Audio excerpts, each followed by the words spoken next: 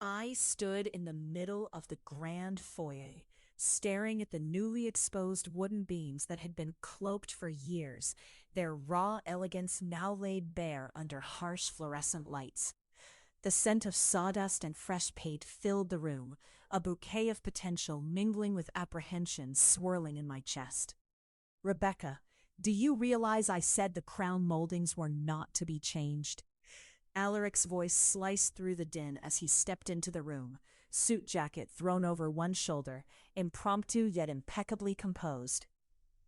They were falling apart, Alaric. It was either they go or we risk an entire section of ceiling crashing down. I shot back, feeling the heat rise in my cheeks. His brows knitted together, exuding both exasperation and that ever-familiar surge of attraction I could hardly afford to indulge. His eyes glinted with something between amusement and annoyance. You could have asked me first. It is my contribution to this renovation after all. Your contribution, or your attempt at controlling my father's legacy? I countered sharply, feeling the sting of buried resentment bubble to the surface. The stakes felt much higher than mere renovations. With each pushed-back deadline, I sensed my father's dreams slipping further away. You think I'm trying to control? Rebecca, the last thing I want is to step on your ambitions, he replied, his tone shifting from combative to tender. Yet a thin layer of tension still coiled between us.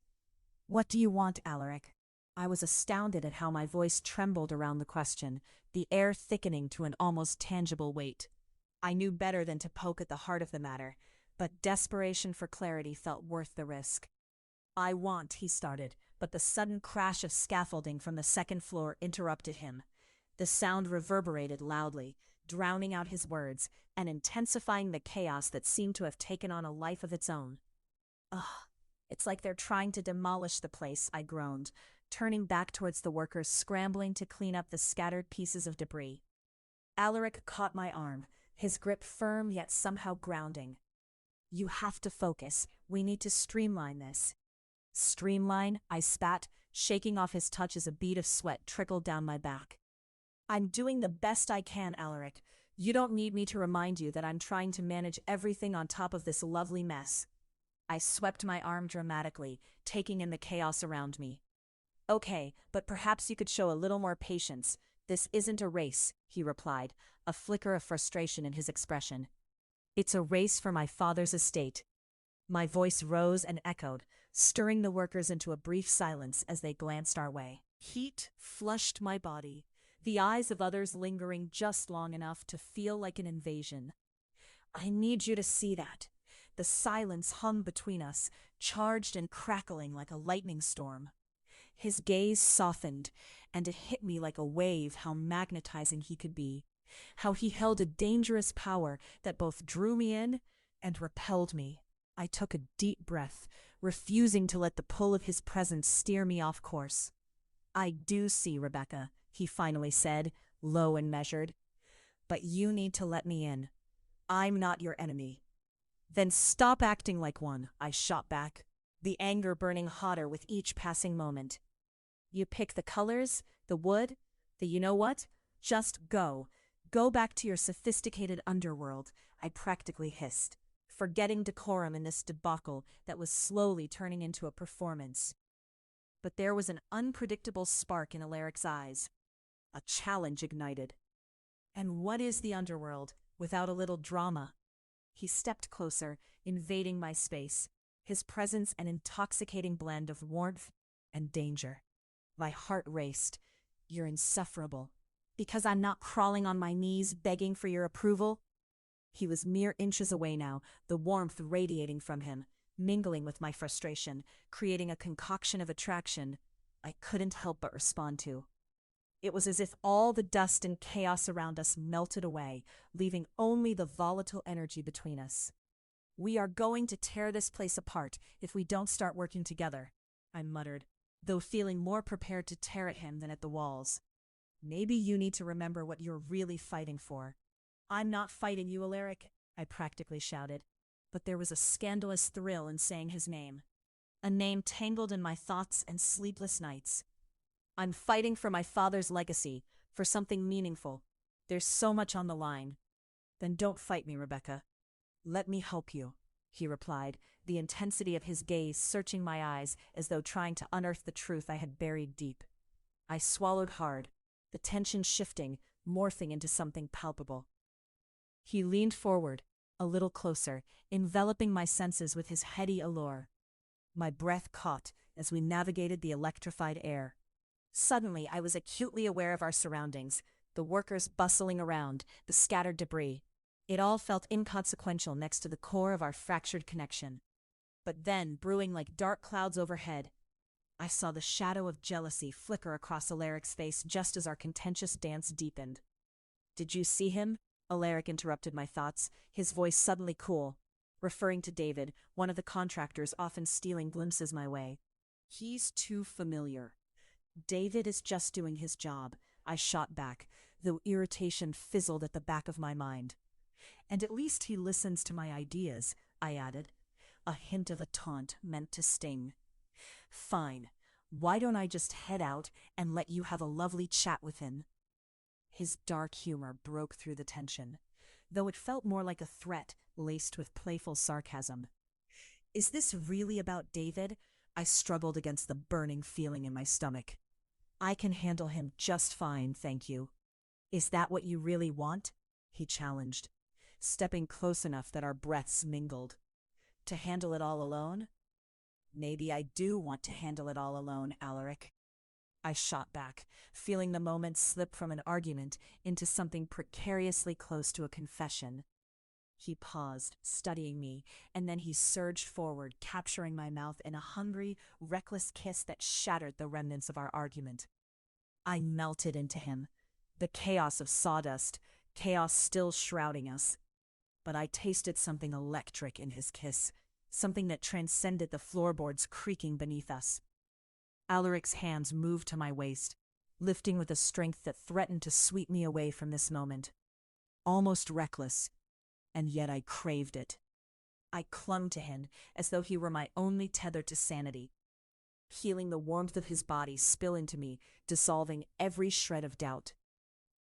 "Be careful what you wish for, Rebecca," he murmured between kisses, and pull of desire surged as I raked my fingers through his hair, drawing him closer, feeling our hearts race in synchrony. "What am I wishing for, Alaric?" I breathed against his lips. "More," he replied breathlessly, words laden with fervor and promise, and in that instant I knew that what we had was bigger than our battles, but also infinitely more dangerous. Just then, a shout rang out from the remaining workers. An impending labor conflict caught their attention, and the moment slipped away. Alaric pulled back, eyes burning with unfulfilled desire, and we both stood there, panting, as a whirlpool of chaotic laughter filled the room, distracting from the fire we'd ignited.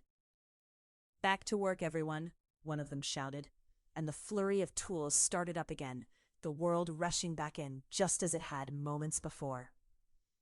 "We're in trouble," he said, chuckling softly as he took a step back, body still radiating the heat of our lingering connection. "Yeah," I replied, a smile of my own breaking through, the laughter bubbling up uncontrollably despite the tension. "Let's just hope it holds up against what's to come." Alaric smirked, eyes glinting again with mischief. "Ready for round 2? "Always," I whispered, heart racing with excitement and uncertainty, as I turned back to face the glorious renovation that lay ahead. A fierce battle scenery in the midst of chaos. Chapter 19, Nighttime Confessions. The night enveloped the estate like a plush velvet cloak, rich and dark, scattered with stars that flickered like distant promises. I wandered out to the Italian gardens, my heart a tangled knot of ambition and longing. The cool air kissed my skin gently, the sweet scent of blooming jasmine wrapping around me, making my senses dance with memories and emotions stirred into a chaotic whirlwind. "Beautiful night, isn't it?" Alaric's voice broke through the silvery quiet, a warm undertone that sent a shiver skimming down my spine. He emerged from the shadows, the moonlight tracing the sharp angles of his face, emphasizing the intensity in his dark eyes. "It is," I replied, trying to sidestep the flutter in my chest. I folded my arms and leaned against the weathered stone wall, forcing my posture to be nonchalant. Inside, I was anything but. My thoughts collided, joy at his presence tangled with anger about why I felt so inexplicably drawn to him. "What are you doing here? Isn't the gala in full swing?" He stepped closer, the distance between us shrinking, his gaze unwavering. "Gala's overrated. I'd rather be here, with you."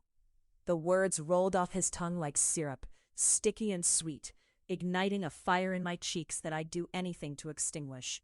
I shifted, breaking eye contact, unable to decode him. It was infuriating. "You're avoiding the issue, Alaric. Us. This, whatever this is." I gestured vaguely, the uncertainty binding my tongue. Could I ask him what I needed to know? What did I even want to know? He smirked, the light catching the edge of his mouth in a way that ignited both warmth and irritation within me. "What if I told you I like the thrill of being unpredictable?" "You mean dangerous," I shot back, my voice teetering between disbelief and a faint thrill. I walked away, inhaling the fragrant night air, freesia mixing with the earthy scent of disturbed, damp soil beneath our feet. The tension crackled in the air as I felt him follow, close enough that I could almost sense the heat radiating off him. "Rebecca," he said, his tone shifting to something that felt almost vulnerable. "Stop running away from this. From me." His proximity felt like gravity, inescapable, enticing. "Running? You are the one with secrets, Alaric. You create drama like it's an art form." I turned, challenging him with my eyes, searching his inky depths for some facet of truth. "Am I just your playground, or—" He stepped forward, the gravel crunching beneath his boots, a surprising contrast to the vulnerability pressing between us. "You're not a game to me," he said, a tension lurking beneath the surface. "I need you to understand that." "Why? Because I'm the one who can help you with your next shady deal?" I raised an eyebrow, daring him to deny it, though a part of me faltered. "What is stopping you from being honest?" "Honesty is overrated." He held my gaze, his jaw clenched tightly. "Besides, we both know there are lines we don't cross." "Such as?" My body hummed with challenge, aware that inviting this conversation could very well ignite an unpredictable storm. "Such is the fact that you're not one of my business rivals, but someone you what?" My heart raced, anticipating the fall from whatever precipice he was pushing us towards. "Someone I care for, Rebecca," he finished, his voice low, raw. The world around us pulsed in silence, the implications of his words hanging thick between the fragrant blossoms. And before I could even process it, laughter pierced the air behind us, the explosion of voices from the gala echoing through the night. My friends, a whole mob of them appearing like reckless fireflies, tipsy and full of mischief, interrupted what could have been the most monumental moment of my existence. "Well, well, if it isn't the steamy duo of the century." Kiara danced forward, drink in hand, her curly crown bouncing with exuberance. "What scandalous secrets are you two weaving in the shadows?" Alaric's posture shifted, the tension dissipating slightly as he turned his focus to my friends. "Just contemplating world domination," he replied dryly, but there was a sparkle of mirth in his eyes. "Right," I said, my annoyance fluttering at this unwelcome intrusion. "Because that's exactly how we do business, in a moonlit garden." I shot him a playful glare, even as my pulse hammered at the missed moment we had nearly shared. "We found a bottle of 2010 Bordeaux," my friend Greg announced with theatrical flair, showcasing the wine like a prized trophy. "We thought you both might want to join us for a toast to passionate stupidity." I exchanged a glance with Alaric, who looked utterly unfazed, just another day in the chaotic world we were trying to navigate. The laughter from my friends echoed, their presence a distraction, but also a reminder of what I was trying to achieve. With the slightest of nods, I signaled my acceptance to join. "Why not both? Passion and stupidity seem like the perfect mix tonight." "Sprightly choice, my lady," Greg crowed, raising the bottle victoriously as he poured glasses for everyone. Yet even as laughter erupted around me and our impromptu gathering took on a life of its own, I was constantly aware of Alaric's presence beside me. His tension had receded, yet a simmering current still coursed between us. As the evening wore on, like a colorful watercolor painting blurring into dusk, I felt the laughter bridging the gap formed by our unsaid confessions. Together, we fought back the turbulence of emotions without readdressing what we knew remained unresolved. Did I mention I'm a connoisseur of all things fine? Alaric mused, holding each glass with a regal flair. Tonight, you'll discover just how passionate I am about drinking wine. Please, Kiara shot back, rolling her eyes. Don't flatter yourself. You're just good at faking class. Only when it has an audience, he replied smoothly, leaning back against the garden wall, arms crossed, the moonlight catching his profile. And yet I wondered, who was he really faking it for? As Greg began reciting an old toast that sent everyone into peals of laughter, Alaric leaned down, the warmth of his breath brushing against my ear as he brought the laughter down into something more intimate. Later, when they're too drunk to notice, I'd like to steal you away again. My heart raced, not just at the suggestion, but at the memories stirred with it, the ghost of our former moments clawing to the forefront. If I succumbed to him again, would I reclaim some piece of the truth I sought? Nobody's stealing anyone, just, making business moves. I tried for levity, feigning dismissal, though I could feel the weight of his gaze, intense and searching, like he could see beyond my laughter into some deeper truth. Is that what we're calling it these days? He whispered, eyes twinkling, the banter something of our own language, one forged by secrets and stolen moments. I couldn't resist the flutter that danced pitifully across my stomach. Just before I could respond, Kiara leaned in. Careful, Rebecca. He might take you hostage under the stars. Hostage? Alaric can't even commit to a full sentence without implying danger, I shot back, the jest gracing my lips with lightness I didn't completely feel. But isn't that what's thrilling? Alaric challenged, intrigue sparking in his dark smile. The idea that everything we are is poised at the edge, the danger of it all? I'd like to think I prefer life without such heart-stopping drama, I bit back, realizing too late the effect he had on me. But it's hard to argue when you make it sound like some twisted adventure story. Ah, adventure. Now we're cooking, he interjected, mischief hinting at his features again. Should we fill our lives with fewer restrictions? Heaven knows there are already too many restrictions, especially on you. No restrictions, huh? I raised an eyebrow. And who's defining what that means? Maybe we could define it together? He stepped just a fraction closer, the distance melting like the last colors of twilight. Under the stars. Let's save the definitions for when we're sober, I replied quickly, a smile creeping past my lips. I'll have a clearer sense of who I'm dealing with. Are you really so sure you'll find a difference? His voice lowered to a near whisper that made the world around us fade until it felt like just he and I were left. Promise me just one thing, I dared, emboldened by my drink. When you take me away next, let's make sure it's not just about wronged business deals. Make it an adventure I choose. His smile deepened, illuminating all the bemusement and yearning in one perfect arch. I never promised to be anything other than unpredictable. But there was sincerity in his eyes. It felt like a fragile truce, a moment straddling the line between reckless abandon and calculated choice. And as laughter roared through our little gathering, blending with the intoxicating scent of wine, swirling through the night, I felt a different kind of spark igniting, one that whispered what was coming next might be wild, unrestrained, brilliant. And when the crowd drank deeper and flowed with merriment, the forest of emotions unfurling inside me coiled further, aware that whatever we had wasn't just a game. The knots of tension surrounding us ebbed, as voices cascaded into playful teasing. My gaze sought out Alaric again, feeling the pulse of the night entwining our threads closer, and I knew that beneath this vibrant chaos existed something much deeper we couldn't yet unveil. After this, If I ever get lost, I hope you'll find me, I said softly, as Alaric altered my fate with just one pivot of his gaze, leaving the unanswered questions obscured beneath his devil-may-care charm.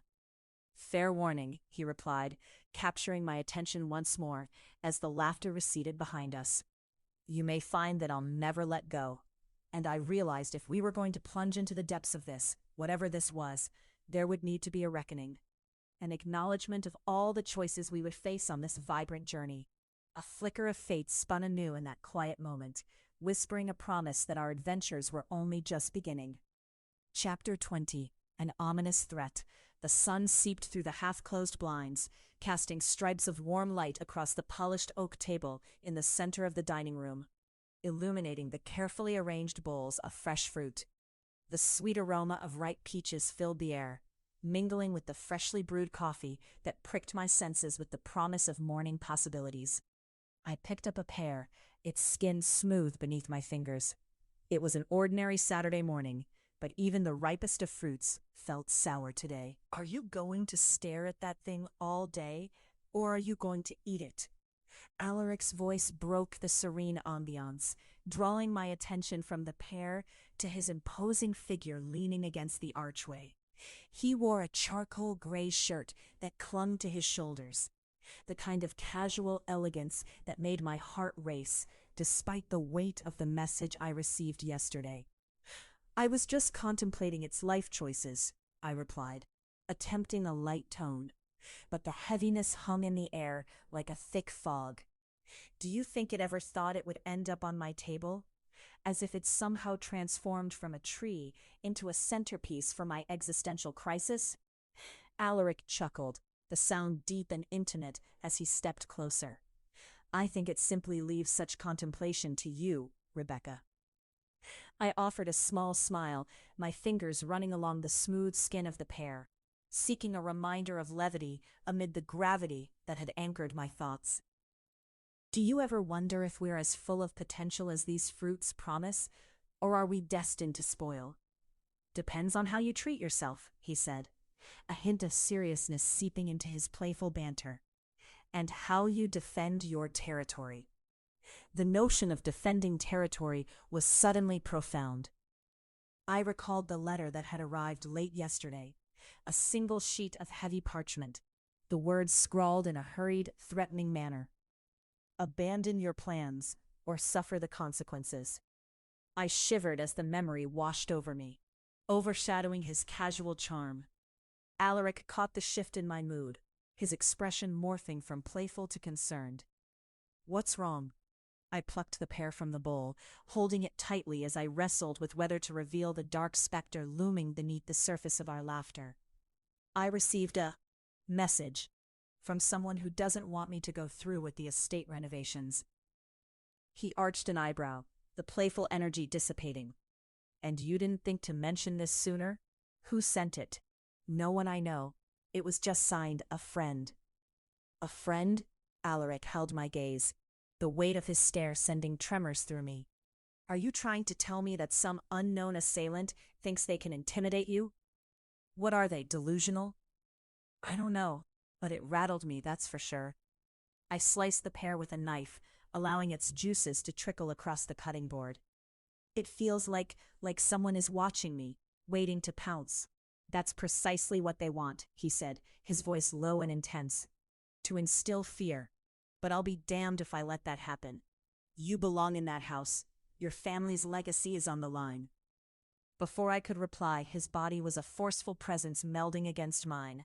I felt my heart race in response, caught between the threat looming outside and the undeniable intimacy of his closeness. We need to figure out who's behind this, and fast, he continued, his breath warm against my cheek. We can't allow cowardice to dictate your dreams. His fierceness sent a jolt of defiance coursing through my veins. No, we can't, but what do we do first? He stepped back, pacing the room as he organized his thoughts. I watched him move, and the tension coiling inside me was a volatile mixture of fear and desire. I need to know what you've put in place for those renovations. Anyone involved could provide a clue to this friend. So you want to go through my emails? I teased lightly, hoping to lift the heaviness in my heart. That's quite a trust exercise, Mr. Devereaux.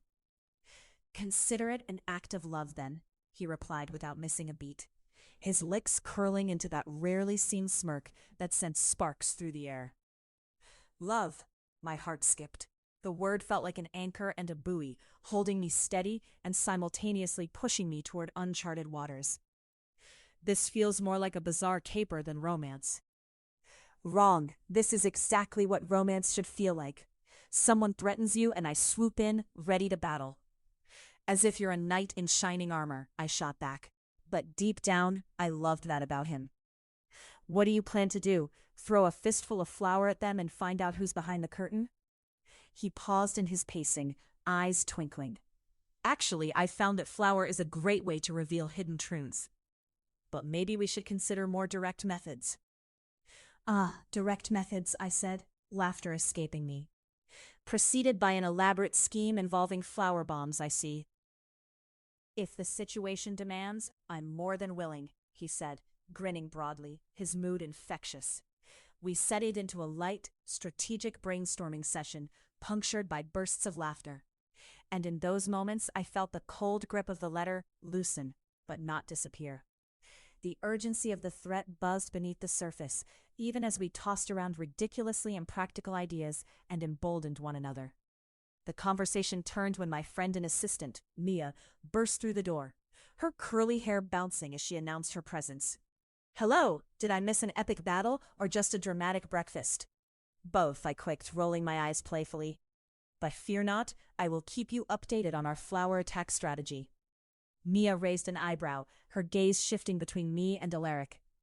Flower attack, huh? Sounds like dating you is a bit like starring in a slapstick comedy. Also, you look different. Different?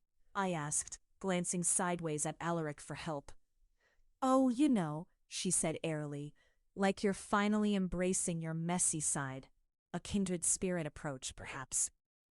Alaric let out a soft laugh, and it warmed the room. I think what she means is that Rebecca is coming into her own. Or just coming into chaos, Mia interjected.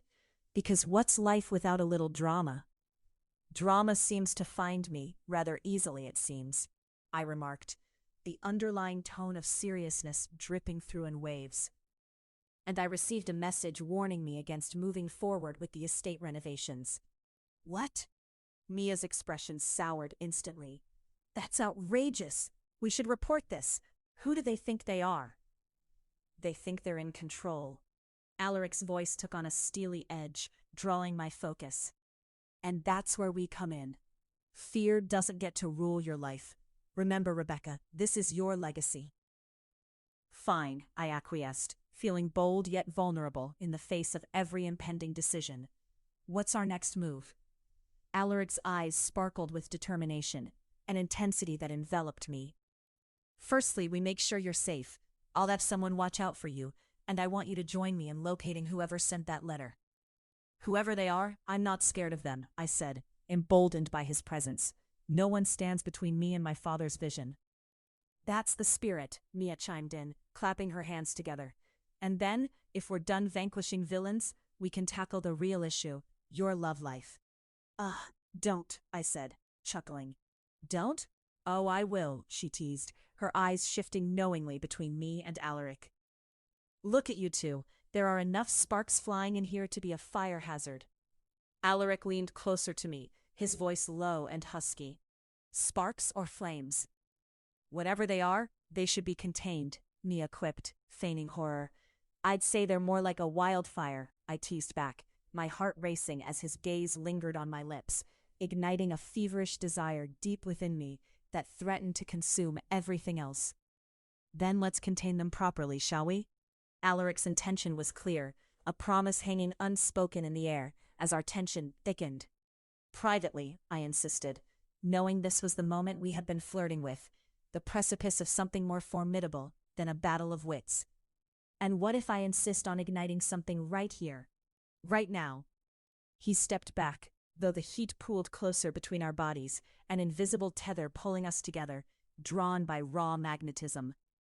"As long as we don't burn the house down in the process," I replied, my voice barely a whisper, the playful banter fading into something more carnal. "Then, let's be cautious," he murmured, stepping in again, our bodies mere inches apart, the world around us blurring into a haze of longing. Mia, always the ever-faithful instigator, grinned wildly.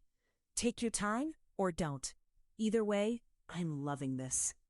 The laughter gradually melted, leaving behind an unquenchable thirst only Alaric could satisfy. Each breath we exchanged amplified the tension, then cracked like a dam as he leaned forward, capturing my lips in a searing kiss that demanded everything, bearing the truth that our connection was a wildfire, raging through autumn leaves. "Stay," I requested against his mouth, the words heavy with urgency. "Where else would I be?" His reply was laden with intent, plunging us deeper into our chaotic world of emotions and unyielding desires. The storm brewing around us both, utterly inconsequential compared to the tempest we were about to unleash. In that moment, surrounded by the scent of ripe fruit and the promise of battles yet to come, my heart beat wildly, not just for what was at stake, but for the unexpected, potent truths we would discover together. As our lips finally broke apart, I knew with certainty that this would not be an ordinary adventure. I was ready for whatever chaos awaited us, as long as we faced it together. "Now about that flower," Alaric began, his laughter filling the space as distractions melted around us. "Definitely a battle worth fighting," I agreed, not knowing then just how right I was, or how many truths there were still to uncover. Chapter 21. Dangerous Liaisons. "Rebecca, tell me this is a mistake."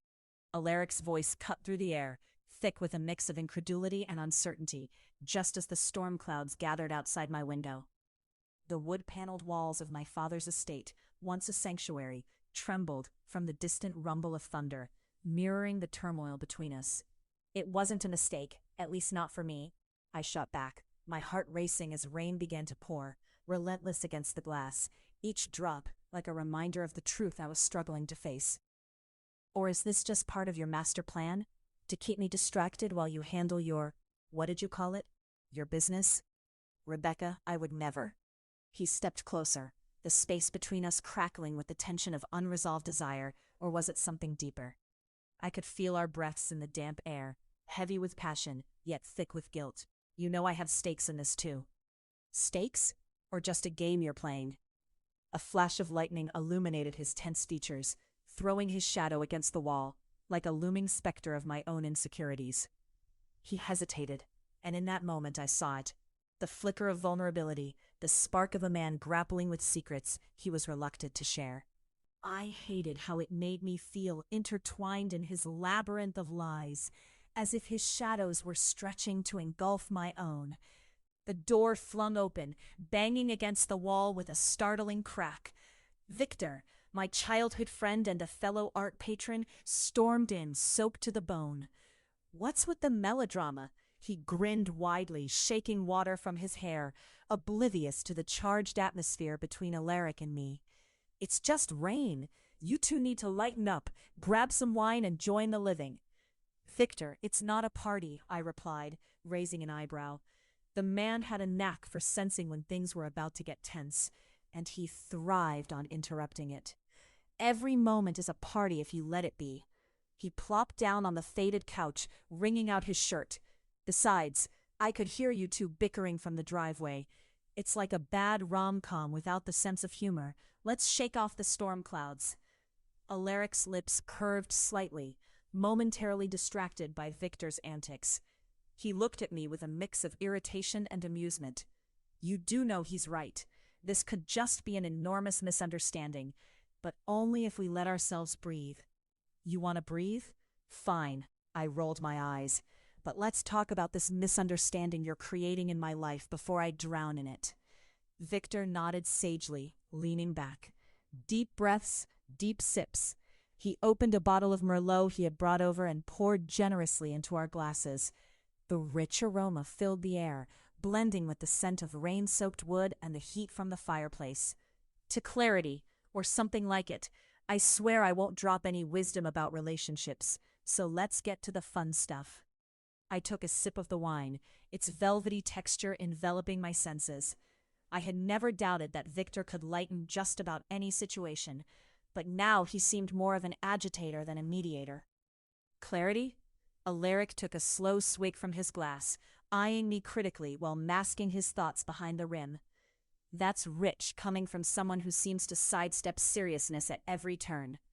Hey now, I can be serious, Victor interjected, placing his glass down emphatically.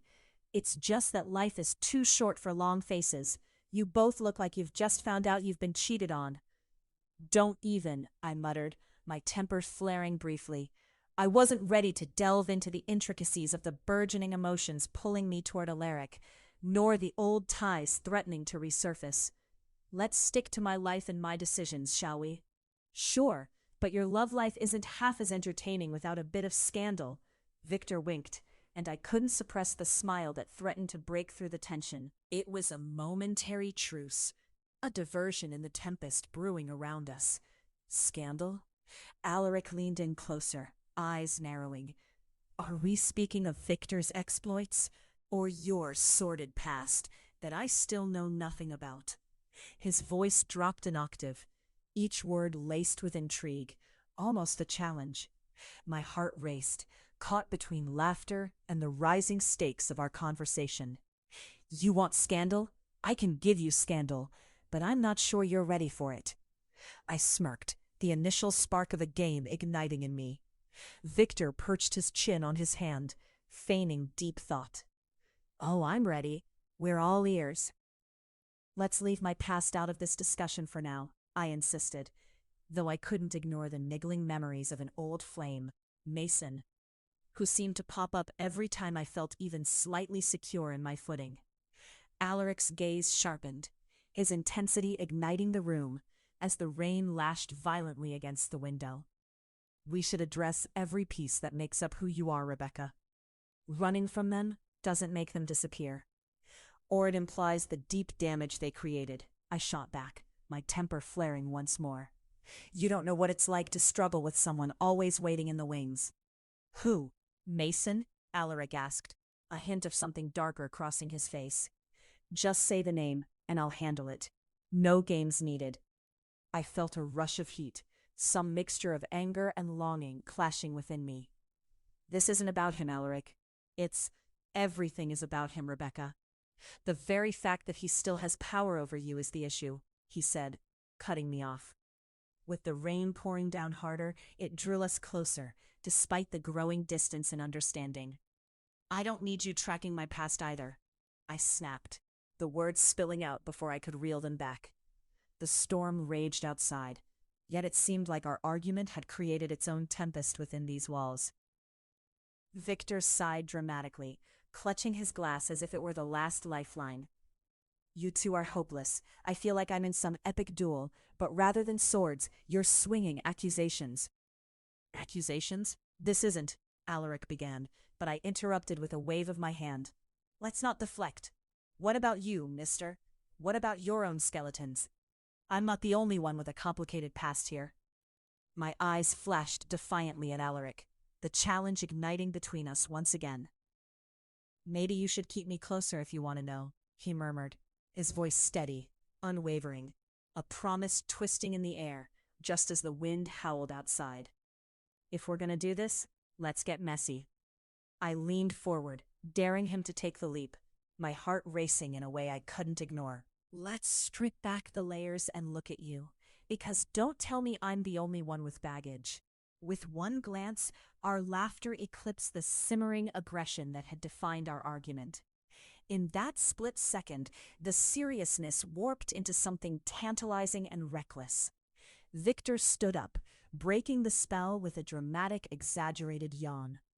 I'm all for the chaos, but my heart cannot stand this we'll sort it out through violent truth's agenda. I require wine and laughter. More wine it is, I laughed, pouring another round as our mood shifted. The lightness fused with the heaviness we had conjured, and for a moment the past faded in the shadows of our confrontation. Let's be reckless. Let's face the storm like we're explorers in the Caribbean, Victor declared, tipped into a theatrical gesture. Here's to old flames, dark secrets, and passionate escapades. He raised his glass, and Alaric and I exchanged a wary glance. To chaos, then.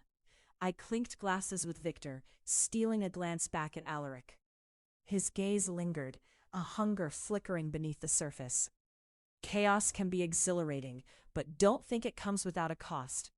His words were almost a warning, but they sent a thrill through me that was impossible to ignore.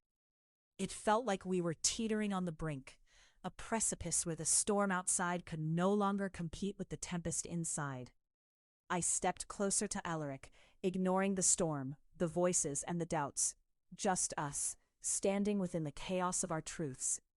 As thunder rumbled once more, I allowed myself to inch toward him, drawn in by the magnetic pull. What if we embrace the danger? My voice was a whisper, just above the rain's roar. Then let's choose to dance with it, he replied, the warmth radiating from him, igniting something daring within me. And suddenly, everything shifted, the tension evaporating as we shared a moment that lingered between us, charged with the thread of memories but ripe with unspoken possibilities. In the eye of the storm, I felt myself surrender to the wild tide of our connection, eager for what that might bring. Ready for the unexpected, then? I teased, feeling the smile return to my face against the backdrop of the raging storm outside. Alaric's eyes softened, his demeanor shifting to one of calm resolve. You have no idea what I prepared for. His lips curled into a smirk, the promise of passion dancing there, thickening the air once more. With that, amidst the storm, I understood that if chaos was our destination, then we would luxuriate in every dangerous liaison it offered. Nothing would stand between us now. Chapter 22. Unmasking True Intentions. Rebecca, do you really believe you can breathe life back into a stone? Alaric's voice cut through the air like a blade, heavy with sarcasm, but underlined by something deeper. The storm outside, ominous and swirling like our conversation, pressed against the tall windows of my father's estate, rattling the glass as if trying to push through the tension we had ignored for far too long. I turned to face him, the room drenched in the muted gold of the fading afternoon light. You don't get to decide what I can or can't do, Alaric, I shot back, gathering the tendrils of my anger. That's the lesson I thought you had learned by now. His stare didn't waver, and a silence enveloped us, thick with unsaid words. The flickering shadows cast by the dying light opened a chasm between clarity and chaos, reflecting the internal turmoil roiling in my chest. Was he truly being condescending, or had I misjudged his intentions all along? Maybe I just want to be honest for once, he said, stepping closer, his voice lower, a velvet whisper that made my pulse quicken. These walls, this estate, it's a trap, Rebecca. A beautiful trap, filled with ghosts. Ghosts? I echoed, incredulous. You think they haunt this place like they did my childhood? I could almost hear the laughter of my younger self echoing in the hall, the bright colors washed away by years. It's the memories that haunt me, like shadows creeping when I least expect it. He stepped even closer, his warmth radiating like sunlight breaking through clouds. No, love, it's not the memories I'm talking about. It's your father's legacy, weighing you down. His intensity was palpable. I know what you're doing here, and I respect it, but you can't fix the past. Can't or won't, I dashed back, my voice rising slightly, mixing with the murmur of thunder rumbling outside. You think you know me? I don't just think. I know, he countered, holding his ground, stoic, commanding, and it terrifies me. I felt a jolt at his admission. It was in the air thick with electricity. It could easily slip into lighter banter, but there was more. Layers and layers of unspoken truths layered over our skin. We were two fighters in a ring, and with every round, both of us drew closer to the core of what had always lurked between us. In that moment, the rain began to fall, the sound a soothing drum against the roof, filling the silence with its cadence. Raindrops raced against the windows, each one urging me to make a decision. What was about to unfold could change everything. I'm not here just to recreate my father's estate into a museum for all his failures. I actually believe in it. My voice softening, I exhaled deeply. And if all you're doing is sabotaging those dreams? Alaric's brow furrowed. Rebecca, I would never sabotage you. I want you to understand that. But you need to ask yourself, what are you really holding on to? That's not how I operate. Then how do you operate? Please enlighten me. The sarcasm slipped through my teeth, and I struggled with the urge to step back, to put distance between us. He grabbed my elbow and pulled me closer, his grip warm yet unwavering. You want to know how I operate? I've been protective of you since the moment I met you. Protective? My heart thudded under the pressure of his touch, anger swirling with desire. You've bulldozed your way into my life. You can't control everything that happens to me, Alaric. Oh, but I can. Consider me your unofficial guardian angel. The hint of a smile creased his lips. If angels wore leather and cursed like sailors. Not sure if that's a compliment, I retorted, but the corner of my mouth betrayed me, lifting into a reluctant smirk. We need to talk. He paused, leveling his gaze with mine, as serious as the storm outside. I need you to understand what's really at stake. Fine, then spill it. The air hummed with unspent energy. I haven't been playing the role of your damn rival, Rebecca. He jabbed a finger at his chest, a fire igniting in his eyes. I've orchestrated those sabotages to keep your competitors occupied. I want you to focus on your dreams, not fighting off cornered wolves. My breath caught in my throat in shock. You did what? Like I said, I've always been protective. The gravity of his revelations sunk into the spaces between us, intertwining with the shadows dancing along the walls. And the truth is, he paused, long and deliberate, I need you to save my life as much as you need to save this estate. Save your life? The incredulity was palpable. You can't expect me to even begin to comprehend that. Just a few days ago, you were convinced I was a liability. It's complicated, he said, frustration painting his expression. I didn't want the truth to draw you even closer into my mess. And yet here we are. I motioned to the storm through the window, feeling rain-soaked tendrils of passion and fear merge inside me like a tempest. It feels as if the universe is conspiring. What is this mess, Alaric? You can't just gloss over it. His fingers found my wrist, the connection igniting something deep within me.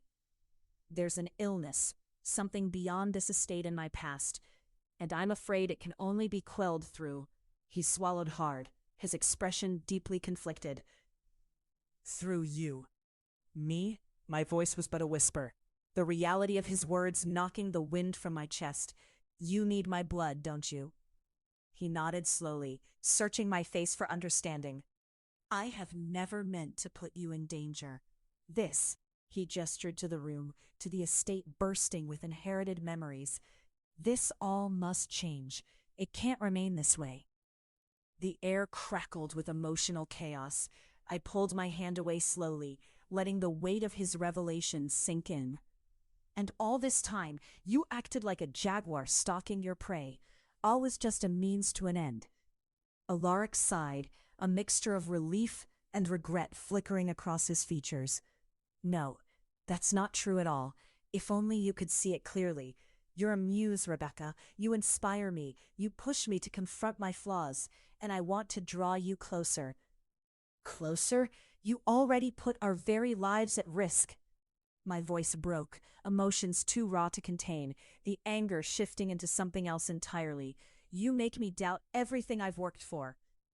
He stepped into the space I had created, closing the distance not merely physically, but emotionally. You're worth the risk, Rebecca. You are the only escape from this desolation I've crafted. And then, like a spark igniting, I saw it. The desperation hidden behind vulnerability, and the raw, unadulterated truth in his eyes. He didn't seek to take, but rather to connect. to share a burdensome truth we'd both been dodging. My defenses crumbled under the weight of his sincerity. It wasn't all about my ambition. It was about our survival, together. God, Alaric. My breath hitched in my throat, and excitement confusing my anger. What do you propose we do? Break every law just to defy the darkness? A low chuckle escaped him, the sound rich and musical. Yes, and perhaps find a little joy in the process. Joy? In moving forward? In your chaos? I couldn't help but laugh, shaking my head. What do you think? This is some kind of romantic comedy? Why can't it be both? His dark eyes glimmered with mischief, and I felt the pull once more, an irresistible desire for the man who stood before me, an enigmatic darkness fused with flickers of light. It was time to decide if I'd let go of the past and hold tight to the promise of a future defined by us. Let's start with the estate, I offered, my voice soft but firm, tracing the exhilarating edge of surrender. But minds need to change as well, Alaric. I won't be your tool. They'll never see you as a tool, he replied, his gaze fierce. Let's team up to unearth the secrets of this estate together. Together?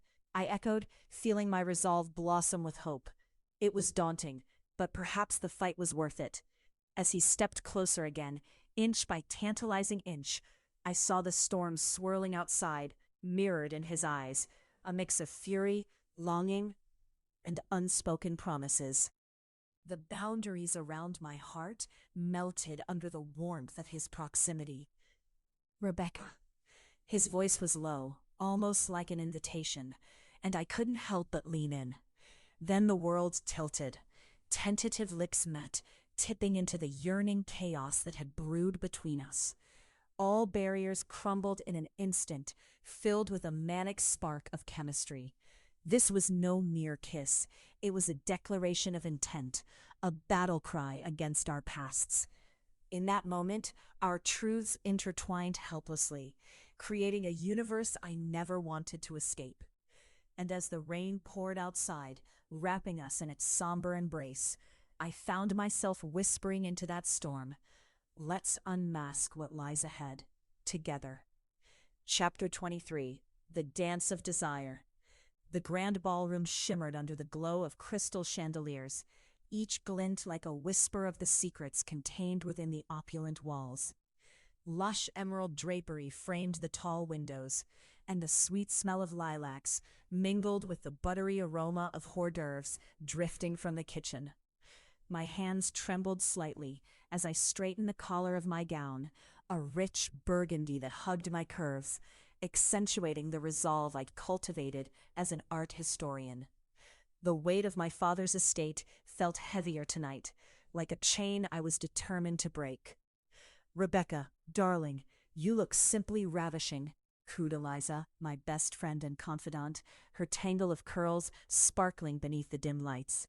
She was wearing a dress swathed in shimmering silvers, a perfect match for her effervescent personality. "Thanks, Eliza," I replied, forcing a smile, even as my heart raced with nerves and anticipation. This is our chance to make connections that could save the estate. A nearby group erupted into laughter, and I tilted my head to see Alaric, the enigmatic man who had become both my muse and my torment. He was standing there, his presence magnetic, drawing eyes and casual whispers alike. "Look at him," Eliza murmured, her voice a blend of mischief and awe. "He could charm the diamonds off a crown." "Or steal them," I retorted, the playful spark dampened by a flicker of doubt. My feelings for him were a conundrum I strove to untangle. I needed to be cautious. As though sensing my gaze, Alaric's piercing eyes found mine. A spark traveled the expanse of the ballroom, hitting my core with an intensity that made me forget the carefully constructed facade I carried. He approached with the grace of a predator drawn to its prey. "May I have the honor of a dance?" His voice was low, rich, carrying an unspoken promise beneath its smooth cadence. I took a breath, steadying myself. "Only if you'll try not to step on my toes," I teased, hoping my lightness masked the tremor of my heart. "You worry too much. It's not my feet I'm concerned about," he said. leaning closer, so the scent of his cologne, the warm undertones of cedar and something slightly faded, filled my senses. I felt my pulse quicken, the music swelled, a lush, intoxicating waltz.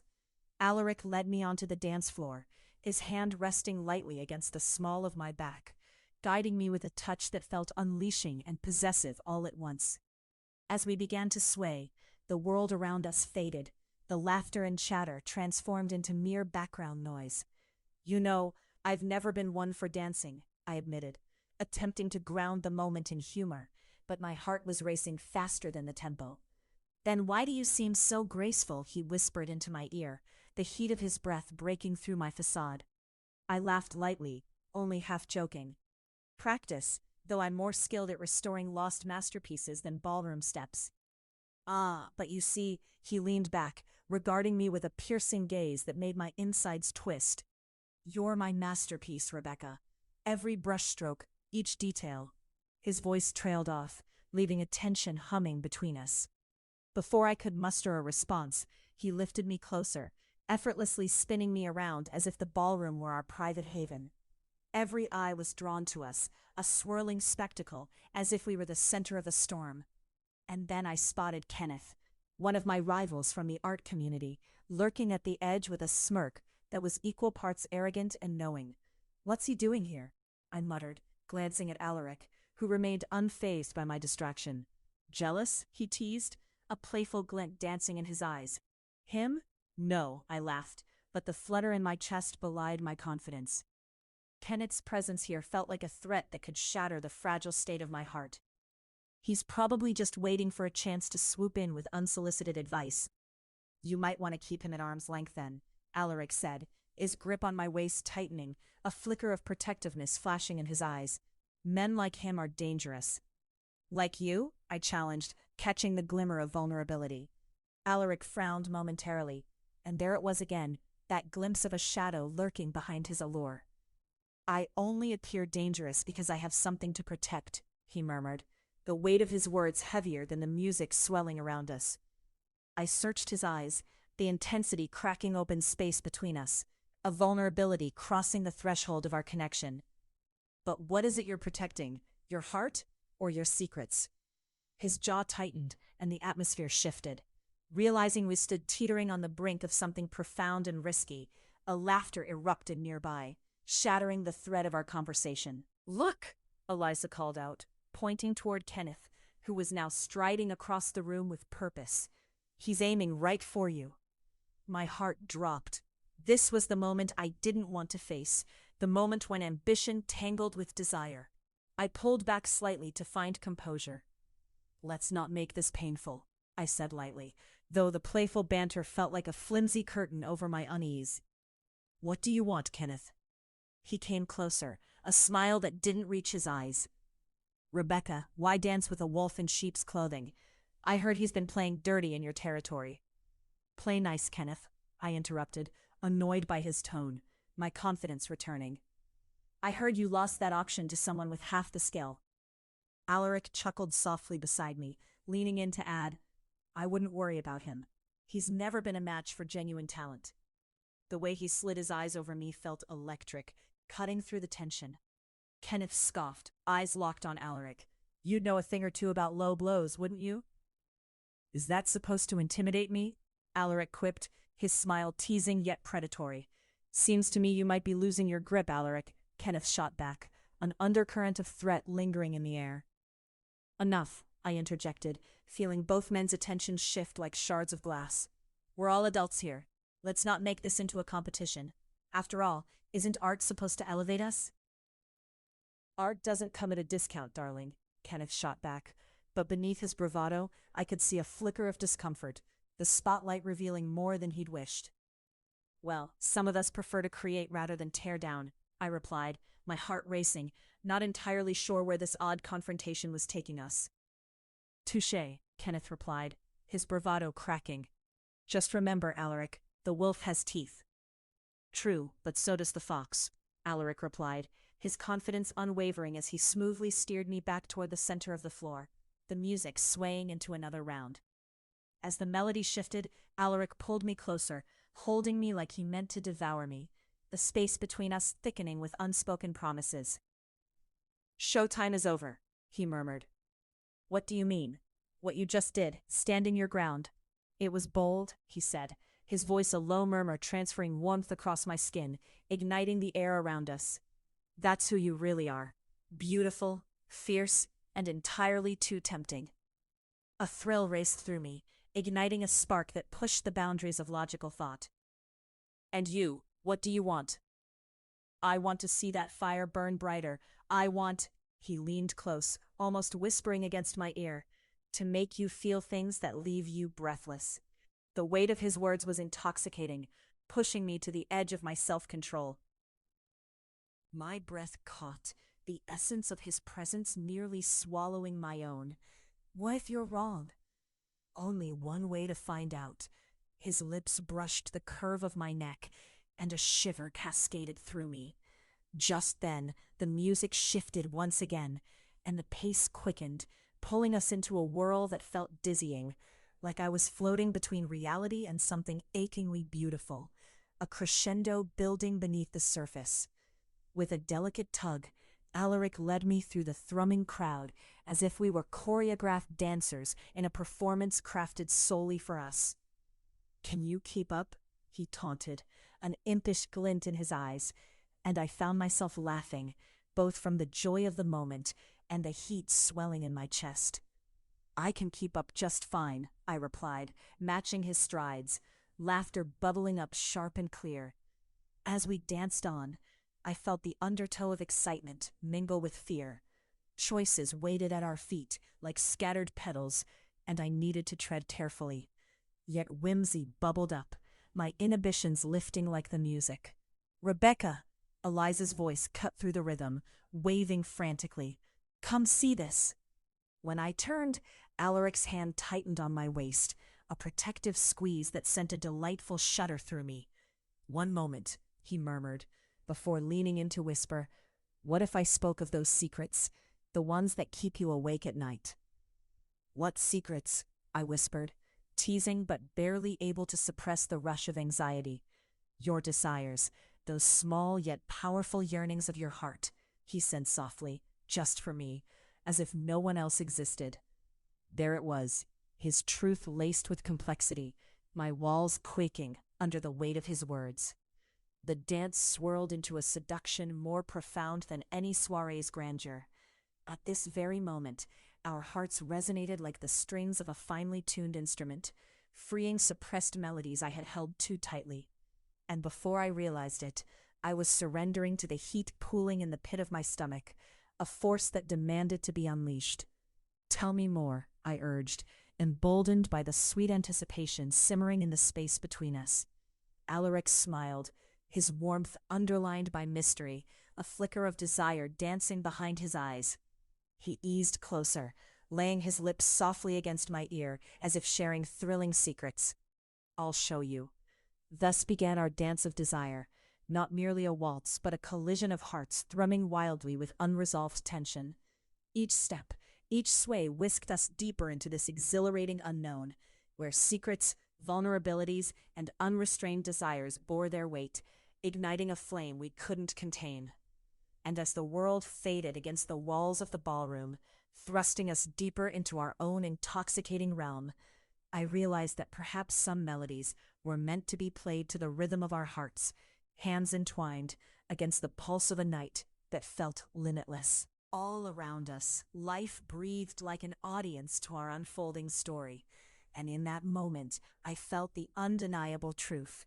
Love does conquer all, but only if one dares to leap into the unknown, only if one is willing to face every dark obstacle in its path. "Do you dare, Rebecca?" Alaric's voice was barely a whisper, but the thrill lacing his words shot straight to my core. "I dare," I breathed, ready to embrace whatever storms might come with this enticing dance of our desires. Chapter 24. Revelation of the Rival. The air was thick with the scent of charcoal and herbs, smoky remnants of last night's feast that lingered in the grand hall of Whitby Manor. I stood in front of the vast window, sunlight pouring through the tall panes, splashing gilded light across the dust motes dancing in the air. In my hands was a delicate porcelain teacup, a relic from my past, elegantly embellished with scenes of blooming peonies. I traced my fingertips along its thin rim, a mundane task imbued with heavy emotional weight. Today, it served as a reminder of my father's legacy, a legacy I was on the brink of restoring. "Why do you always seem so serious when you're working, Rebecca?" A voice chimed, breaking the silence. I turned slightly to see Cora leaning against the doorframe, one eyebrow raised in that disarming, teasing way only she could manage. "Cora, I'm just trying to focus." I wasn't entirely sure what I had been focusing on, but I felt a swell of impatience rise. "It's like you're preparing for a war instead of redecorating," she retorted with a laugh, swanning over like a breezy summer day. I forced a smile, trying to lighten the tension running through me. If only it were that easy. I'm redecorating an entire estate, not an apartment. Or you could just invite a tall, charming stranger with a penchant for chaos to help stir things up. She said this while sliding an elbow suggestively into my side.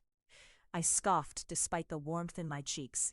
"Are you suggesting I need more distraction in my life? Because I already can't stop thinking about—" I paused, the weight of Alaric's current presence on my mind heavy as an anvil. "Certain people." "Alaric Devereaux," she said, her voice dripping with smug amusement. "You've been head over heels since the moment he walked through the door, looking all broody and dangerous. Not to mention those eyes, like storm clouds ready to unleash a tempest." "Cora, please, it's not that simple." "No, of course not," she interrupted, standing beside me and peering out at the sprawling grounds. "But it could be. You know, a simple yes could do wonders for your finely tuned mind." "Life is never that simple." The words slipped out, and I felt turmoil ripple through me as I forced my attention back to the delicate teacup. Cora's laughter faded into an awkward pause, and we both turned at the sound of a mobile phone buzzing violently on the wooden table beside us.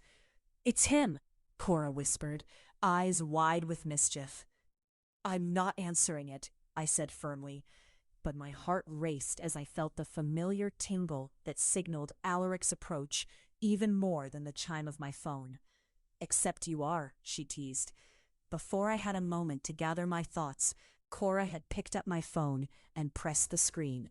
"Hey, Alaric," she quipped, adopting a playful tone. "She's busy with very important work, but really, she'd love to entertain your curious mind. Right, Rebecca?" Cora shot me a teasing look. "Cora!" Yet the grin on her face morphed into mock concern as she handed me the phone. "All yours." My heart thumped as I snatched it from her fingertips and brought it to my ear. "Alaric." "Hello, Rebecca." His tone was low, tantalizingly smooth, but laced with an edge that set my nerves alight. "I wanted to see if you'd join me for lunch. I have some intriguing matters to discuss." There it was again, that enigmatic invitation that filled me with both exhilaration and dread. What could he possibly want to unveil today? "Lunch sounds—" My voice wavered, the weight of my uncertainty hanging heavily in the air. "Fine. I'll pick you up in an hour." The line disconnected, and I turned to Cora, who was watching me with an incredulous grin.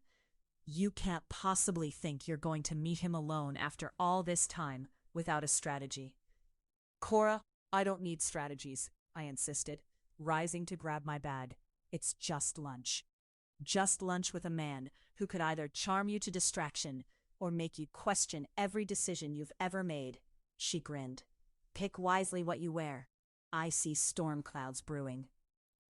An hour later, I stood in front of my long mirror, the soft fabric of my navy dress grazing my skin like whispered promises. Could Cora be right? Was this storm brewing within me because I had so eagerly let Alaric into my life? I heard the roar of an engine outside as a gleam of silver slid into view, and my heart skipped. Alaric had arrived, always dramatic, always captivating. With a quick glance at my reflection, I took a deep breath, grasped the edge of the door, and stepped out into the swirling chapters that awaited me. Rebecca. His voice caressed my name as I stepped into the sunlight, his figure a striking silhouette against the elegant entrance of Whitby Manor. Alaric. I tilted my chin, attempting to mask the flutter of my pulse. He was dressed in charcoal slacks, a crisp white shirt, sleeves rolled up to his elbows, revealing toned forearms that sparked a rush of thoughts not geared for polite company. He grinned, that devil-may-care smile that both thrilled and terrified me. Ready to make some memories?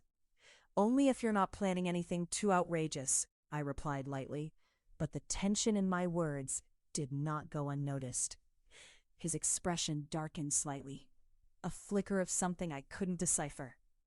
Not yet, but I'll keep that in mind. As we got into his car, an extravagant luxury sedan that melded comfort with opulence, I surprised myself by feeling an urge to probe further. What do you mean, not yet? Come, you have to allow a little suspense. He flashed a grin, but his eyes danced with secrets. We're going to lunch, not war. I feel like you're always preparing for something. Perhaps. He waved a hand dismissively, but I saw the sharper glint in his eyes. But aren't you? I opened my mouth to retort, but closed it instead. There was too much truth in his statement. We drove toward the bustling heart of the city, each moment filled with an exhilarating sense of anticipation and tension, both drawn and repelled by the magnet that was our dynamic. As we settled around a table at a trendy cafe, I found myself alarmed at how quickly the atmosphere shifted. An unseen threat lingered over us, and the well-dressed patrons, the clinking of cutlery, the sizzling of dishes, seemed to amplify the three-ring circus playing out in our heads. Before I could sink into a deep thought on our collective quietness, Alaric's eyes narrowed over his menu, as if he could slice through the tension with a mere glance. You know, it's quite amusing how your friends are investing so much into your little venture, he said, leaning in closer. Do you think they're doing this for you? Or perhaps for themselves? What do you mean? I shot back, feigning ignorance when I could sense the barbed intent behind his words.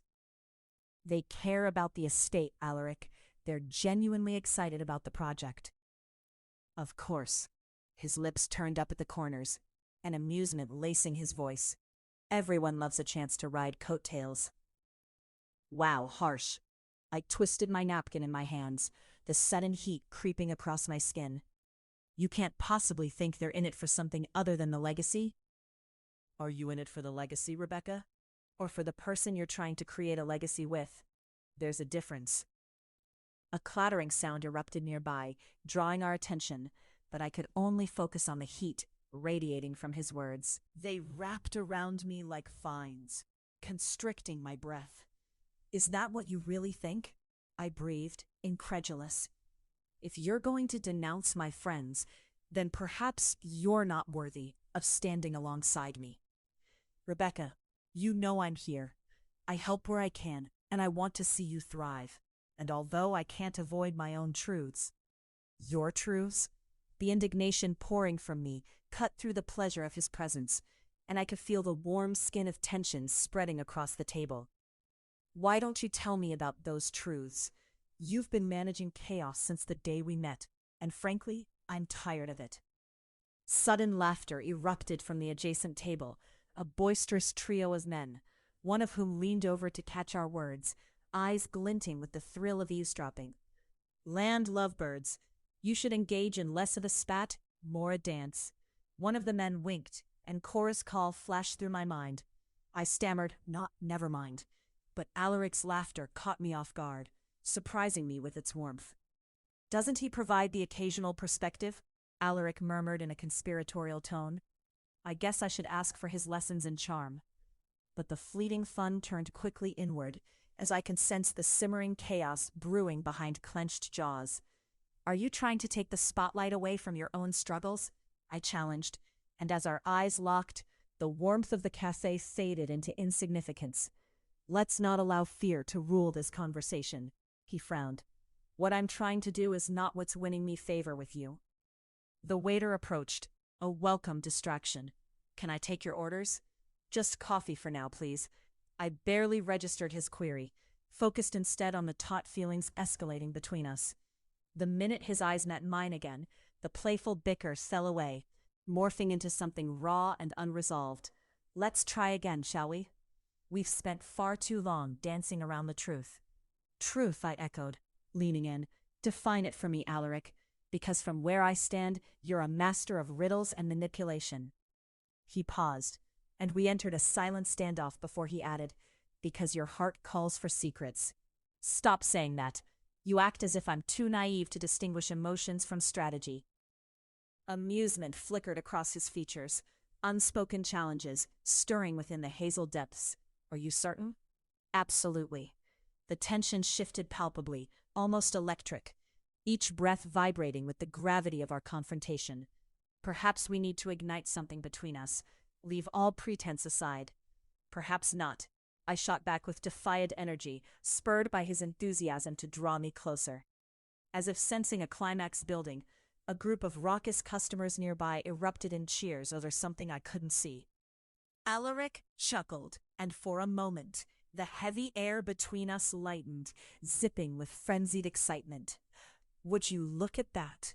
They've sparked the fun while we are sinking into our own storm. Is that your clever way of deflecting? I challenged again, but my jest didn't disguise the thrill of him being near.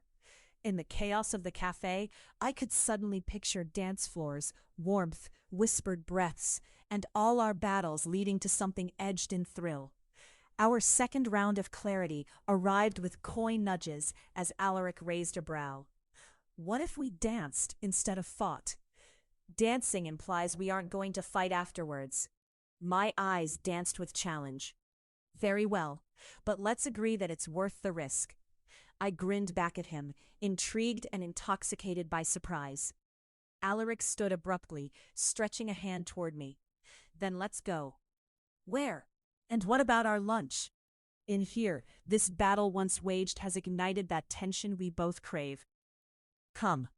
The warmth of his fingers wrapped around mine, pulling me out of the bustling cafe and into the world outside, where life rushed past obliviously. And then, Alaric guided me toward a nearby gallery, excitement sparking like a fire igniting inside my heart.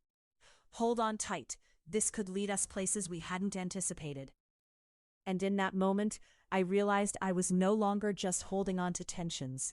I was folding into the chaos, diving deep into the unknown, where attraction pulsed brazenly into the promise of everything that could be. As the hours unfolded, Alaric and I stepped into that world of paint, of rhythm, of shared longings and whispered promises. I didn't know what lay beyond the gallery, but netting glances with him spun my heart into chaos, inevitable, and blurring the lines between narratives both spoken and unspoken. All I could focus on was the realization that chaos, his chaos, was perhaps precisely the hurricane I'd been longing for all along, despite the galloping fears urging me to retreat. Somewhere, an argument was brewing, subtext slinking behind our neatly painted smiles, and yet I embraced the absurdity of it all. Alaric's magnetism was intoxicating, drawing me deeper, unraveled into dizzying truths that thrummed in my bloodstream. As dusk painted the horizon into shades of burnished gold, I felt entirely consumed, by adventure, by challenge, by him. An unscripted revelry that begged to culminate in chaos wild enough to explode, turning lingering tension into triumph, unbound by our subtle skirmishes. Maybe, just maybe, I thought, feeling the fervor flutter like wings in my heart, we could dance this wild dance between rivalry and something more, trusting the chaos to lead us through. As we stepped outside, the horizon bathed in fiery hues. Alaric's finger brushed the back of my hand, sending spirals of joy all around. Rebecca, you intrigue me. You know that, right? I'm just getting started. I glanced back at him, our connection tracing brilliant echoes, thrilling, chaotic, and trembling with electric possibility. Perhaps adventures of the kind we couldn't even begin to fathom would belong to us from here on, if we but dared to embrace it all together. And together, amidst laughter and storms brewing in the distance, that realization ignited, claimed and defined us both. Chapter 25: The Surprise Invitation. The muted light of the setting sun flooded the old converted warehouse, its walls painted in myriad shades of faded ochre and burnt umber, like an artist who had spilled the remnants of a lifetime in messy strokes. The air carried a mixture of musty paper and the hint of fresh paint, an odd blend that both comforted and unsettled me. I could almost feel the weight of history pressing down, clamoring for attention, alongside the scrappy remnants of my father's legacy that still lingered. I stood near the window, glancing out over the dilapidated courtyard that led to the entrance of the estate. The lush vines creeping along the cracked stone wall, the splintered wooden door standing sentinel, waiting for footsteps that may or may not come. It was here, amongst these echoes of my past, that the rumble of my heart's recent turns had become a nervous orchestra. "Bree!" a voice called from somewhere behind me, sleeves rolled up, smudge of charcoal on her cheek. It was Aria, the vibrant, fiery spirit I had invited into my life to help me realize my vision. She had a knack for bringing laughter to the suffocating heaviness of restoration. "Are you daydreaming again?" I turned, an eyebrow raised, my lips curling into a smile. "Just contemplating my father's questionable taste in curtains," I quipped, motioning towards the remnants of floral fabric that did little to brighten the dreariness. Aria chuckled, her laughter rolling through the dim room like a burst of sunlight. "In that case, you'd better add extra therapy to the renovation budget." She struck a pose with her hands on her hips, her larger-than-life personality oozing confidence. Then her expression shifted, the mischief flickering in her eyes as she leaned in conspiratorially. "I just got the invite to the Harding soiree. You know, that powerhouse family from the old neighborhood? They're reopening the gallery, and guess who's on the guest list?"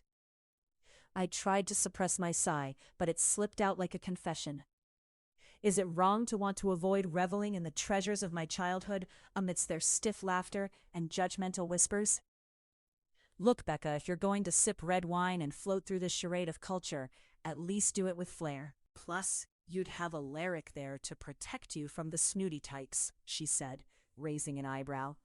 The mere mention of Alaric sent a shiver racing through me. Days of joy flickered alongside an undercurrent of anxiety, wrestling with the revelations I was still grappling with.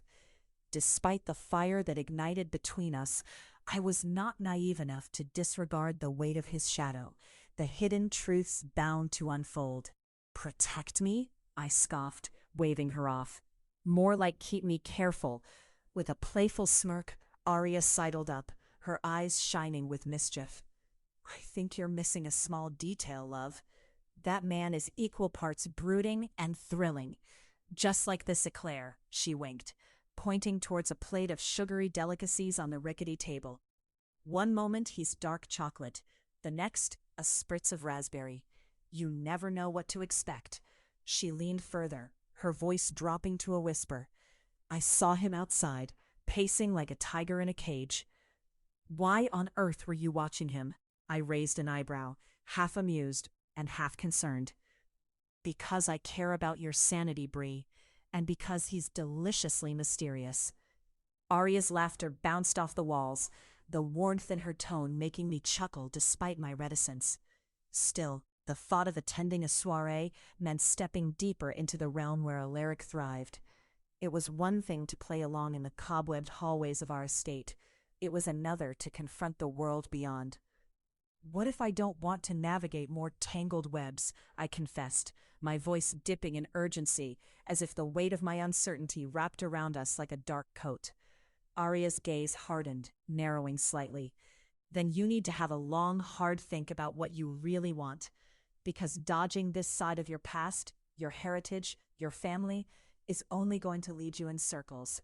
And you and I both know you don't do circles well." Her words hung heavy in the air, stirring something inside me. She was right. A name, Harding, pulsed through me like an unusual reminder, signaling the tightrope I walked between my ambitions and memories layered with 100 shades of loss. It was time to face it. Okay, I'll go. The decision unfurled from my lips, buoyed by a newfound vigor. But I need Alaric next to me. He's the only one I can bear bringing into this mess. And I have to figure out how to do it without drowning in my own history. Then call him for goodness sake. Invite him to accompany the Queen of the Awkward, Arya teased, running her fingers through her curly locks with mystery. Just then, a figure loomed at the doorway, and my heart jolted. Alaric stood there, a dark silhouette against the soft glow outside. He wore chocolate brown leather that hugged his form, paired with an intimidating expression that dared anyone to cross the threshold of attention. The air carried the faintest trace of his cologne, something raw yet floral that hung in the fabric of his shirt. Rebecca. His voice cut through the buoyancy of my thoughts, smooth like the shadow that clung to him. Did you hear all of that? I shot back, feigning irritation, but unable to mask the coil of relief and excitement swirling in my gut. He stepped forward, reclining against the doorframe. Those eyes, somewhere between rough and tender, drawing me in. Not all of it, just enough to know you made a choice. More like I'm being dragged into the past, I replied, crossing my arms, my pulse quickening. Arya thinks I need this powerful family as an entourage, but you know how I feel about shoving my head into the lion's den. His expression shifted, determination glinting in the depths. Then I'll be your lion. A grin crept along my lips unbidden, challenged by the tenderness wrapped in his gaze. So, what do you say? Fancy being my +1 at the soiree? Only if there's an after-party, preferably one where I can steal you away from prying eyes. The promise hung bright in his voice, sending my heart racing. My cheeks warmed at the prospect. You realize you're a good deal of trouble, right? Trouble? Or a solution to all your home design dilemmas? Alaric winked, and Arya let out a small laugh. Both, I said, smirking. Definitely both. That evening arrived cloaked in extravagance. A jazz quartet welcomed the night, a soft melody that wrapped us in nostalgia, as laughter and chatter scattered through the elegantly adorned ballroom. The interplay of flickering candlelight and sparkling crystal danced overhead, casting a kaleidoscope of shimmering reflections. My heart raced at the sight of familiar faces and former rivals. The Hardings loomed like great monuments from my past. I edged closer to Alaric, feeling dwarfed yet buoyed by his presence. You ready? He asked, a sly smile creeping along his lips. Ready to put on a brave face? Prepared to dodge a few daggers, let the games begin. I don't think I was made for this. As we strolled into the gentle chaos, a voice boomed, reverberating across the expanse of polished marble. Rebecca, it was Evelyn Harding, a figure of excessive exuberance draped in satin and pearls. I was wondering whether your father's stubborn footsteps led you back to this debacle. Evelyn, I acknowledged, forcing a smile through clenched teeth, as she whipped her head away, already flitting toward the next victim. I could feel the tension threading through me tighten like a noose. It was suffocating, all-consuming. Alaric's fingers brushed mine, a grounding gesture. Ignore her. You're not here for them. You're here because of you, he murmured, the warmth of his voice blanketing me like an embrace. Just as the moment began to settle, a sudden explosion erupted in the room. A glass shattered, someone shrieked, and bodies clamored for space. I turned, seeing a flustered man clutching his arm, a glint of ricocheted glass leaving him dazed. Are you okay? I rushed to him, only to be pulled back by Alaric, our closeness tightening around us. Let me help. Get back, Alaric growled, a fierce protectiveness radiating from his core. The fire within his stare seared through the chaos, and there was something primal, something unsettling, fueling him. I felt the pulse of unrest, the crowd around us breaking into murmurs. Incredibly, Alaric held my gaze, a fleeting flicker of vulnerability weaving through his formidable facade. We can't get lost in everything around us, he warned, only to have my heart rebel against the sound of caution. I took a breath, feeling the waves of stolen moments surfacing, the thrill of his touch, the promise of shared secrets yet unspoken. Let's get out of here, I said, my voice barely above the escalating chatter, but Alaric nodded, sensing the urgency. With a determined grip, he guided me away from the tumult, ushering me outside, the night cool against my skin. There, beneath the kaleidoscope of stars, he drew me nearer. Breathe, it's just noise. My pulse quickened, not from the chaos, but from the proximity of our bodies and the wild fire in his eyes. I don't want to get lost, Alaric. His gaze softened, the wild energy shifting into something more intimate. You won't. Not with me. And without another word, he closed the space between us. Passion ignited, a tangible energy crackling around us like static before a storm. I gasped as his lips met mine, igniting a warmth that spread through me as if we were a fire caught in an unexpected wind. The softness of his kiss turned urgent, and I melted against him, feeling the weight of his hands firm against my waist as the world faded away. Time stood still, and the chaos retreated, as if it was just a flickering candle, drifting further from our senses.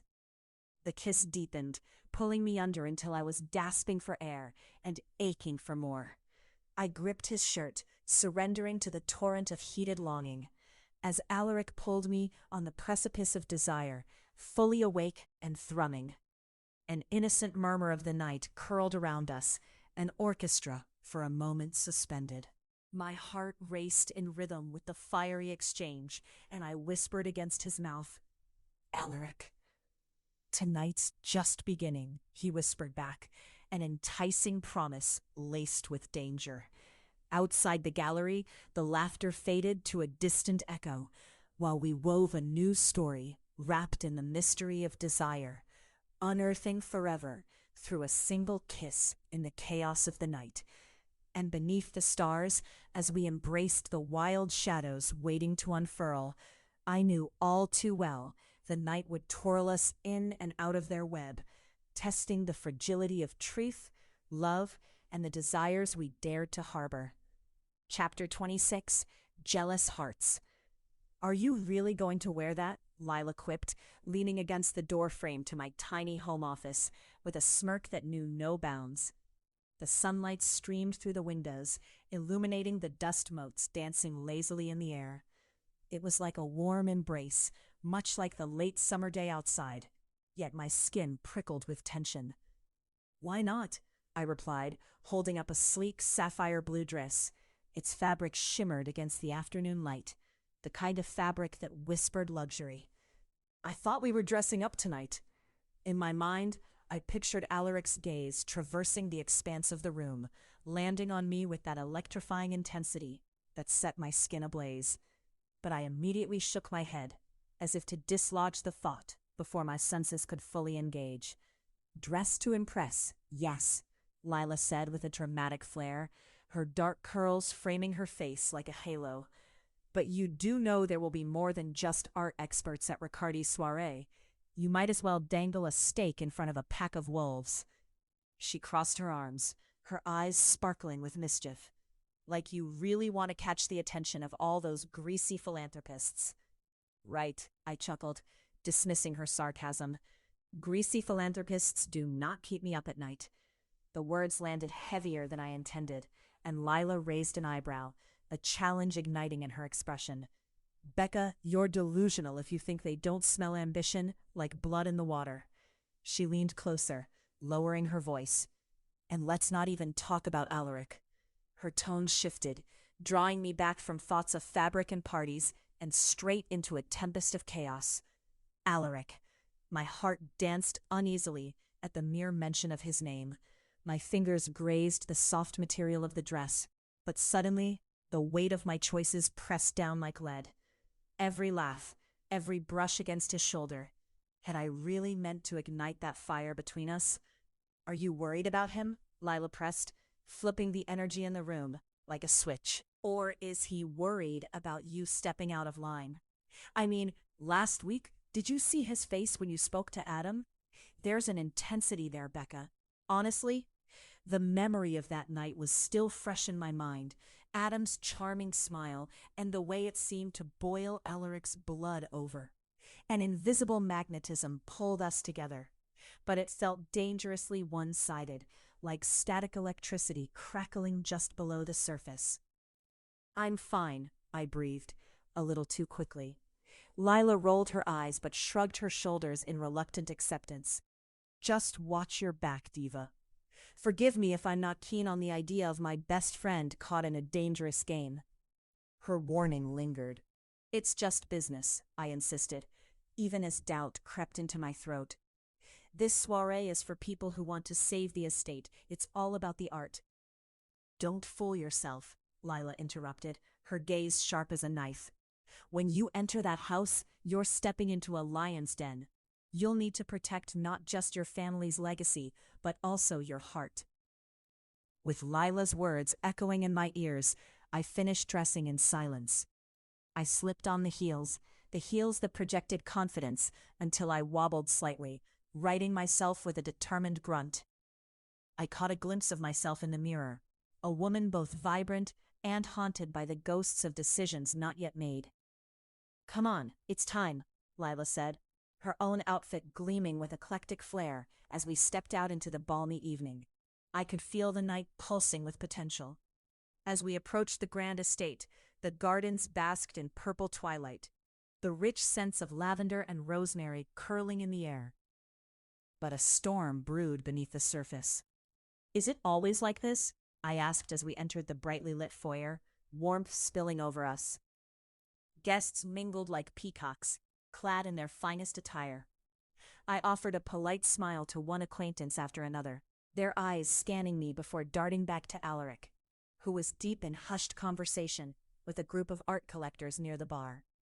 "Looks like you're on his radar," Lila teased, her voice a mere whisper as she elbowed me playfully. But my heart fluttered, and not in an excited way. I felt exposed under his gaze, tangled in a web of expectations and dissatisfaction. "Is he ever not watching me?" I murmured, spotting Alaric across the room, a lion amidst the imitative sheep. The way he held an effortless command of the crowd sent shivers down my spine. His dark hair curled just above his brow, his presence a thick fog of danger swirling close around me. "Seems like he's also keeping an eye on that blonde." Lila grabbed my hand, pulling me away from my sinking thoughts. I followed her gaze to a lithe figure near Alaric, laughing too loudly, her hands thrown in animated gestures, all tanned limbs and gleaming happiness. "Who is she?" The question slipped from my lips with an unsettling urgency that shocked even me. "Brooks," Lila said, a hint of disgust coating her voice. "She's only the latest in a line of desperate souls trying to wrap themselves around Alaric's finger. It's disappointing, but," she raised a brow, a hint of amusement in her eyes, a bit entertaining too. "I don't care," I replied firmly, but felt a crack in my own conviction. Why did it bother me? Just look away. We're here for work." "Sure, work and a tantalizing dance of jealousy." Her voice chimed with laughter, but I could only breathe through the ache building in my chest. The evening unfolded like a grand tapestry. Conversations mingled, obligations filled the air, and laughter erupted like a crackling firework display. Each smile I offered felt prolonged and strained, in contrast to the undercurrent of jealousy tethering me to Alaric's side. As time passed, I caught brief glimpses of him across the room, still locked in conversation with Brooks, their shared laughter slicing like a knife through a pomposity balloon. Soon I couldn't ignore the urge that twisted my stomach into knots. I ambled toward them, Lila's warning fading into a soft murmur behind me, the air thickening with tension. "Alaric," I greeted, my voice steady, but my heart racing. He turned, that familiar intensity blooming in his dark eyes, yet I couldn't shake off the jolt of uncertainty coursing through me. "Rebecca," he said, lips curling into a low, dangerous smile that felt like a taunt. "What a lovely soiree, isn't it?" I forced the politeness, but even I could hear the thin layer of ice beneath my tone. "Oh, it is," he replied, far too smoothly, the gaze that held mine slipping to Brooks. "Isn't that right, Brooks?" "Yes, darling, your reputation precedes you," she chirped, tossing her hair back as if that could stir Alaric's wandering attention toward her. I hated how her theatrics painted her as an effortless competitor. "Glad to hear it," I replied curtly, barely keeping my eyes from narrowing. "I hope you're making the most of it."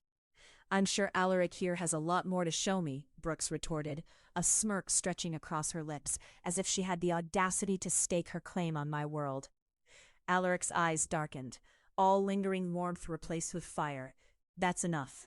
His voice was low and measured, powerful enough to command silence from the surrounding noise, an unsettling shift that halted the jovial interactions. "What?" Brooks gasped, her attention now entirely reversed, surprised by the tension. "We're just having fun." "There's fun and then there's a line," he responded, the moment charged with palpable animosity. "Don't cross it." I felt the air crackle between us, a fierce energy palpable to those standing nearby. Brooks straightened, her bravado faltering before she smiled sweetly. "Oh, sweetheart," she said, tilting her head. "You really need to lighten up." The tension in the room could snap like a bowstring. Alaric's jaw clenched, as if struggling against an unseen force. Yet I sensed something burgeoning within him, a raw ferocity meant for me. "Take a step back," he warned, glaring at Brooks with a predatory intensity. With the chill winding tighter around me, I stepped in, the unexpected rush of adrenaline seeping through me. "Alaric, it's just a soiree. We're here for the art." "Is that what you think this is about? Art?" he asked, muscles coiling under his perfectly tailored suit. "Don't you see that this is bigger than us?" Brooks stood visibly confused, her laughter faltering under the strain of our confrontation. "I think I'll just mingle with more interesting people," she murmured, backing away, leaving us alone in the storm of our tempers. "I didn't invite you to rile me up," Alaric hissed, eyes blazing. The world around us blurred into the background, and I could feel my heart drumming against my ribs, my breath hitching in my throat. "I didn't sign up for a drama club either," I spat, frustration flooding my tone. "This isn't how I wanted this to go." "Then how did you want it?" he shot back, stepping closer. "Because you clearly don't get that playing both sides only leads to heartbreak." "Excuse me?" My indignation flared as heat filled my cheeks. "I'm trying to save what's left of my father's legacy. Do you think I want this storm you've created?" His gaze intensified. It felt like the air evaporated around us. "And what of your legacy, Rebecca? You think I want anything to endanger that?" The moment swayed in endless tension, pulsating with something deeper than frustration. I saw through the fog of misunderstanding. Alaric was fighting for me, for this tangled web of emotions. Yet it sliced through me, cleanly. "Perhaps you should spare a thought for yours," I whispered finally. It was a gamble, the intimacy of our connection challenging me to lay bare everything I held. "You think I don't see what's happening here? You're trying to keep me close while daring me to step away."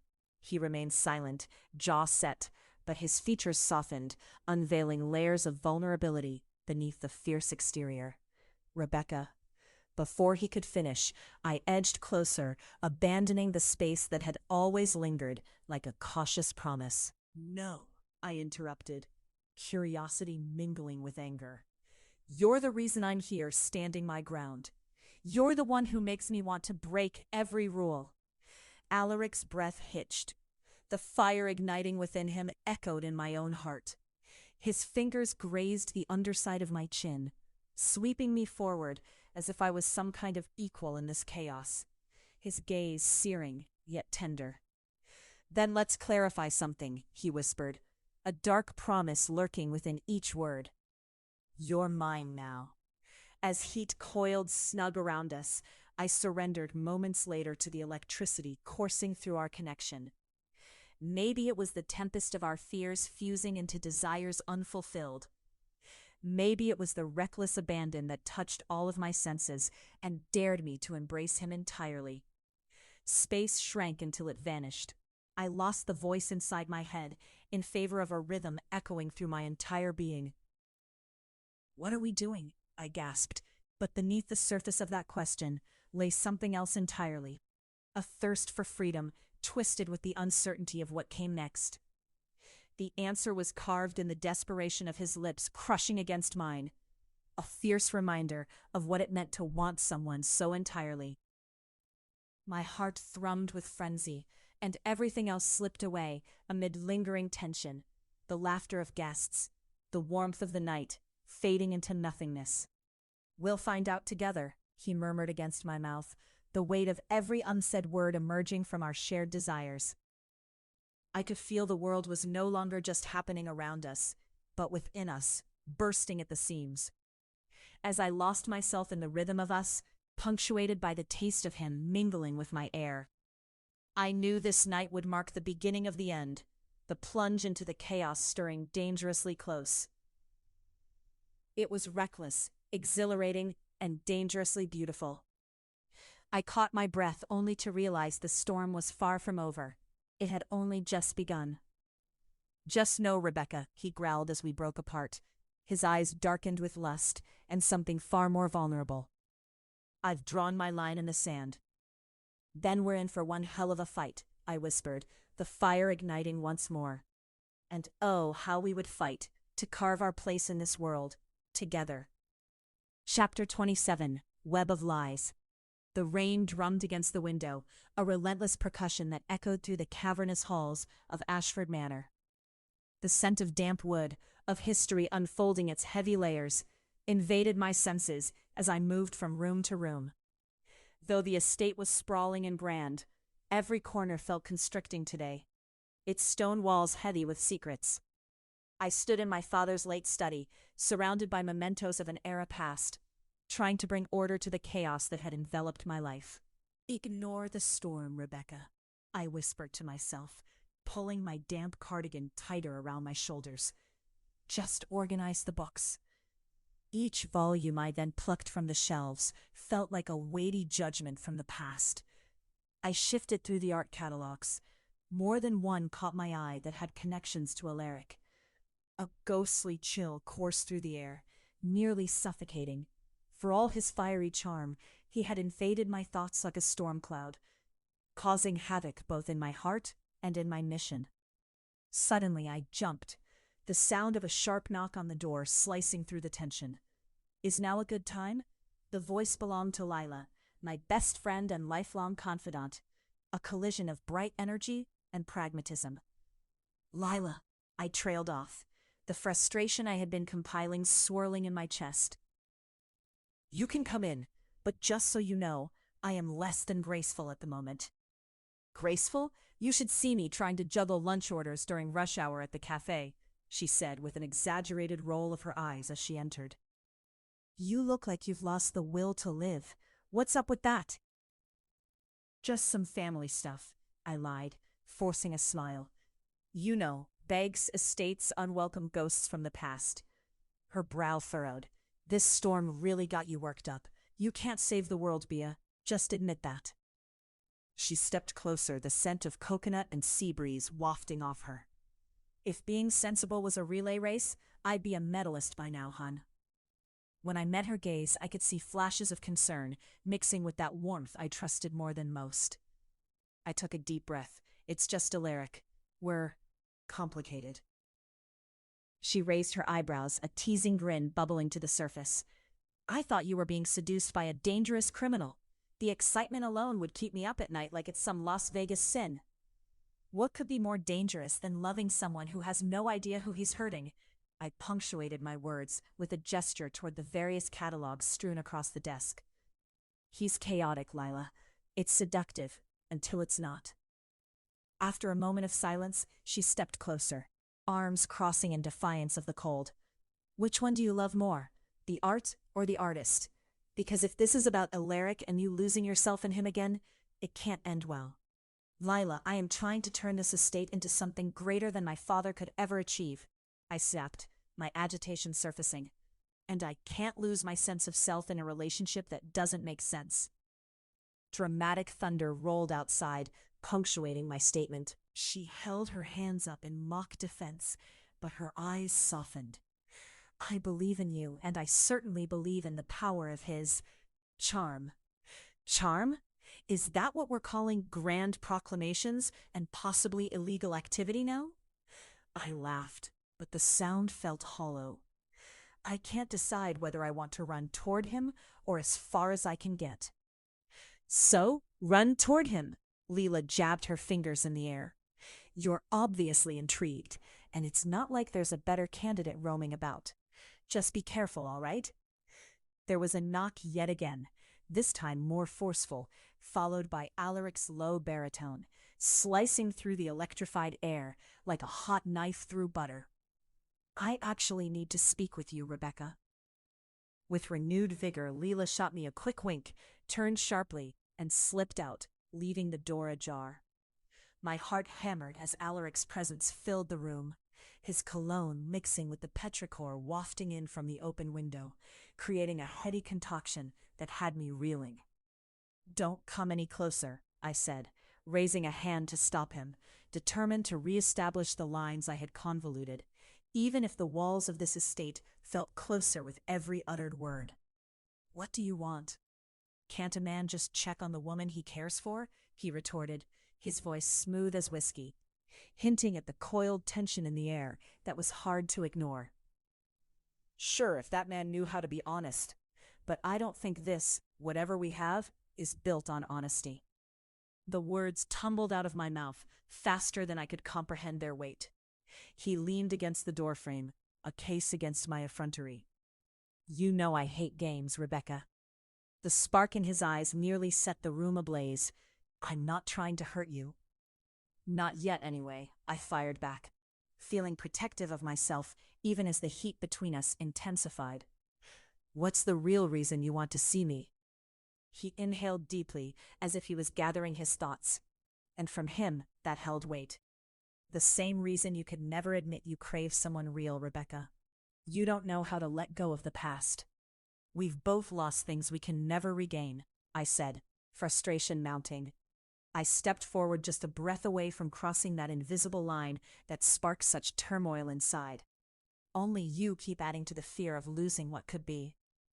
His expression transformed, a flicker of vulnerability that drew me in, yet I clamped down on that weakness. You think I don't see you? This estate, these art pieces, your father's past is still alive inside you. And I realize now, perhaps there's a reason I keep seeking you out. Am I just a pawn in your plan for domination over my life? You know I have my own ghosts, he fired back, his expression shifting to one of raw anger. I'm not a villain in your story, Rebecca. The intensity of his voice hung in the air.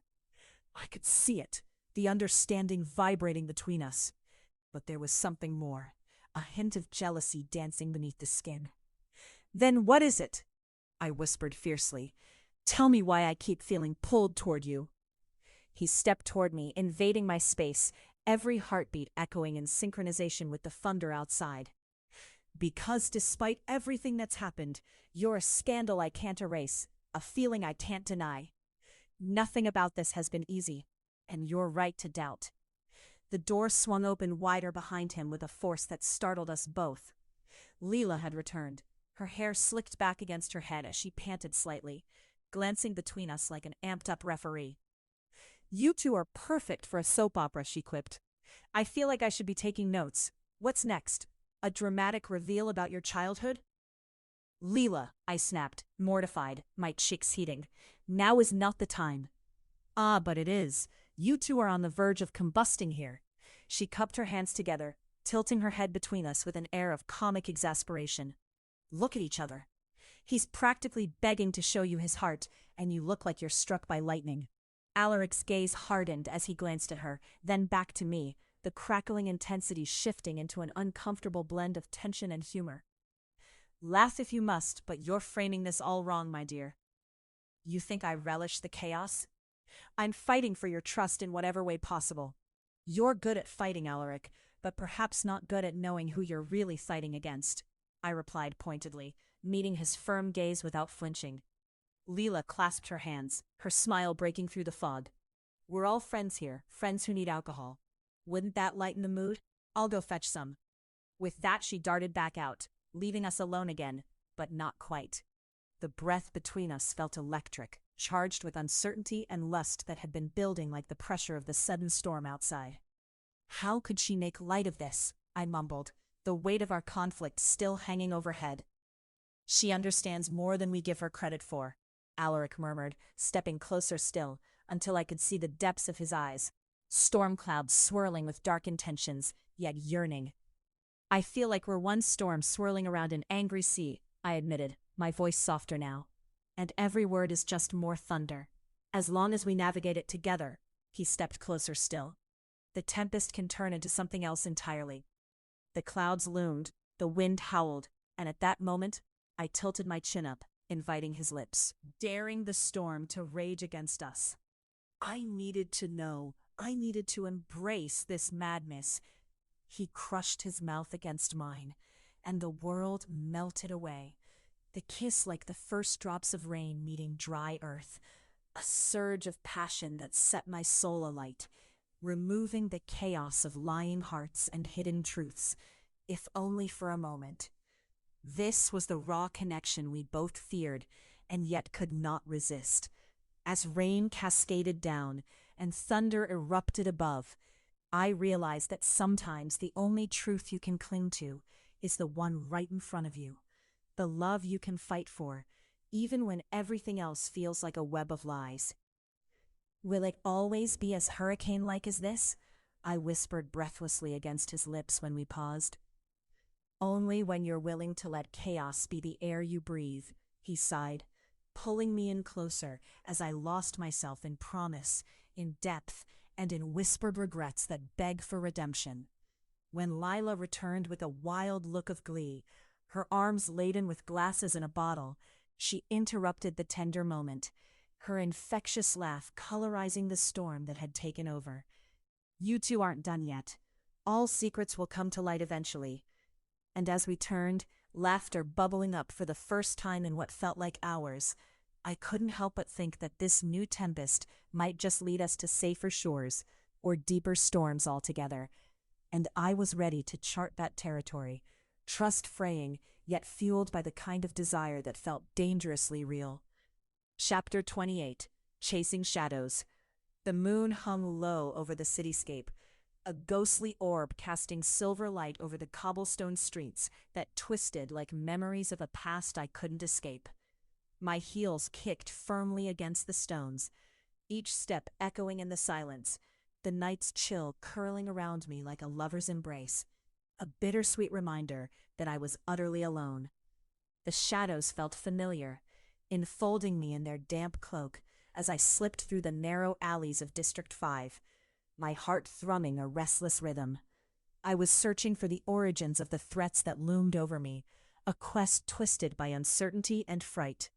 A sudden shift behind me sent a shiver down my spine. Adrenaline sparked. I turned just in time to catch a flash of dark fabric disappearing into the blackness, a phantom of my thoughts materializing into flesh. Alaric. If his intention was to scare me off this path, he had miscalculated. He couldn't shadow me forever. Beautiful night for secrets, isn't it? His voice slithered from the murky depths. The sardonic edge felt too intimate for comfort. They're not secrets if you keep following me, Alaric. I breathed, my voice clipped, the resoluteness designed to mask my heart's thunderous gallop. He stepped forward. The way his shoulders squared framed his frame like a tempest ready to burst. You should be careful. The depths of these shadows are not as forgiving as you might think. Neither am I shot back, gritting my teeth. The fallout of my ambitions, the fracture of our relationship, this wasn't just about us. There was more at stake than the desire crackling between us, and his unexplained presence ignited an anger I didn't know I harbored. Your care is suffocating. A rustle sounded to my left, and we both froze, all tension held hostage by the looming threat. A boy, a scruffy street urchin no older than 10, emerged from a darkened corner. His teeth, a flash of pale against the smudged canvas of his face, reminded me of innocence lost in a vast, shadowy world. "Miss, you shouldn't be out here," he squeaked, eyes darting nervously between the two of us. "Is that so?" I asked, crouching down to his level. "Who warned you?" "Everyone." He shivered, glancing anxiously back into the shadows. "A lady was taken just last week. People say her screams still haunt these streets." For a moment, the weight of the boy's words drained the air from my lungs. Fear wasn't merely a specter tonight. It was real and pressing against me. Alaric's hand brushed against my back, a protective gesture amidst the chaos swirling around us. "We should go," he said, his voice measured yet urgent. I straightened, met his gaze, tinged with something that felt like vulnerability, stripped of bravado. "I didn't ask for you to follow. I can handle this, Alaric." "Then what the hell are you doing here? This isn't your intellectual playground." He leaned closer, the scent of rich cologne and something deeply primal wrapped around me, forcing my breath to hitch. "You're digging your grave. Maybe you don't know me as well as you think." My words dripped defiance, but behind them simmered a turmoil I couldn't quite face. "Try me," he challenged, stepping even closer, the distance between us swallowed by palpable tension. I turned abruptly, marching deeper into the alley, determined to reclaim whatever ceramic shards of agency lay beneath the chaos. He fell in step behind me, silence thick, charged with emotions as unpredictable as the night. I could almost hear the ricocheting thoughts churning in his mind, just as they were in mine. As I rounded a corner, a spark of color ignited my surroundings. A street vendor was packing up, the vivid colors of his fabrics turning the dreary alley into a carnival. The contrast offered a momentary reprieve, a flicker of hope amid the uncertainty. I paused, struck by the rich blues and greens, the textures inviting and tantalizing against the dark backdrop of the city. "Those would look fabulous on you," Alaric murmured, his gaze fixed on the fabrics, though the thread connecting us felt tighter than ever. "Just more distractions," I replied sharply, glancing at him from under my lashes. "Something to drown out the shouting of people who think they know me." "People?" His brow furrowed, the tension taut in the air. "Or one person?" The lingering silence filled with unspooled thoughts. I felt bare before him, as if the walls I'd meticulously built crumbled at his approach. "It's complicated." "Complicated? That's one way to dismiss it," he replied, exasperation edging his words. "You think you can paddle through a sea of denial with lip service?" "Don't you dare question my resolve," I hissed, feeling anger rise with heat, releasing a simmering self-righteousness. The weight of our previous conversations flooded back, his maddening arrogance mixed with respect for my determination. I shoved the frustration into a tight fist. "If you want me to take your assistance seriously, stop undermining everything I do. You turn this into a juvenile game." "Games have rules, Rebecca. This isn't a game." Alaric's eyebrows danced like flames struck from a flint, setting the air alight between us. "Maybe you don't know me as well as you think." I shot back defiantly, my heart racing. A flicker of emotion shadowed his eyes, a glance caught between understanding and irritation. "You keep saying that. What's left unsaid is clawing at you." A sarcasm-laced tension hung between us like the final notes of a symphony, unresolved, waiting for a cadence to break the spell. I turned to storm away, wading deeper into the plush fabric of the vendor's stall. The vendor glanced up at me, revealing a grin dipped in mischief. "Ah, a woman with spirit," he declared, rubbing his hands together, sensing the shift in energy. "What will it be, milady?" "You have the look of someone who might embrace the world." Alaric's presence hovered just behind me. "Still, I should keep an eye on you." "Not if you're going to crank the tension farther," I shot back, spinning on my heel to confront him. "Your need to control is maddening." Before a rebuttal could surface, my frustration snapped, weaving through the fabric of silence. I grabbed a vibrant blue shawl, igniting the sparks between us further. "Then maybe you should let go, Alaric. Let me figure things out for myself without your shadow." The vendor blinked between us, the air feeling like I was wielding a sword. Ah, lovebirds in the making. Or perhaps feuding knights? Not a knight. Alaric leaned in, invading my space like a tempest. A guardian. I dropped my eyes, the shadows swirling between his words and intentions, my resolve wilting like a flower under harsh sun. A guardian who plays at rivalry. Better than a fool hanging on to delusions, came his retort, snappy and eluding a veil of sincerity. The vendor chuckled. You both could use a breather. How about some fresh pastries to lighten the mood? Pastries won't lighten the despair, I replied. Nothing's ever that simple, darling, Alaric chimed in, the weight falling from both shoulders momentarily as we stood shoulder to shoulder, the backdrop of midnight slowly melting into playfulness. Behind the hostility, laughter began to crack the surface. A wave of relief washed in. Maybe not, but at least you can have a flaky delight while spitting barbs, the vendor quipped, handing me a pastry swirled in sugar. Even a queen needs her jewels. Alaric smirked, finally breaking the ice with a hint of mischief. Or her sweet cakes, I shot back, taking a brave bite against the bitterness of the moment. The pastry crumbled, sweet and warm against my tongue, an unexpected softness in light of the chaos. Can we return to fighting about something of substance? Alaric asked. Find me something worth fighting for. I can't keep chasing shadows. I targeted him with my eyes, piercing through the jest with a fierce intent, veiled in desperation. Chasing shadows? He pondered, his voice softening for just a moment. Maybe we're running from ourselves more than we dare to admit. Or running towards something we're terrified of, I replied, entwining the lightness of the moment with the weight of truth.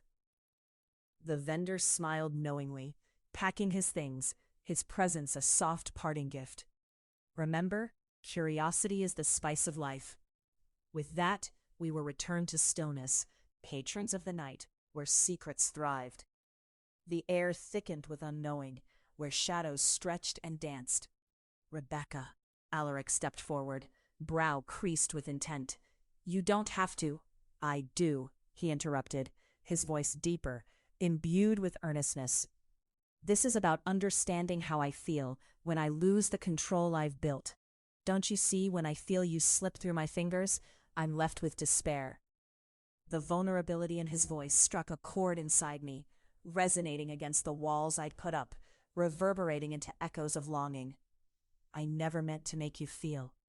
Which is exactly why you need to allow your desires to break through, he murmured, stepping closer again, the gap between us shrinking. Then show me, I whispered, inching toward the chasm that existed between our hearts. And like that, time suspended in the balance of breath, an ingredient stirring the night. The moment unfurling between us shifted from anger into something else entirely, something raw and electric, igniting as if it had been waiting, hidden beneath the surface. My body answered before my mind caught up, the faint warmth igniting as I leaned in, a breath away.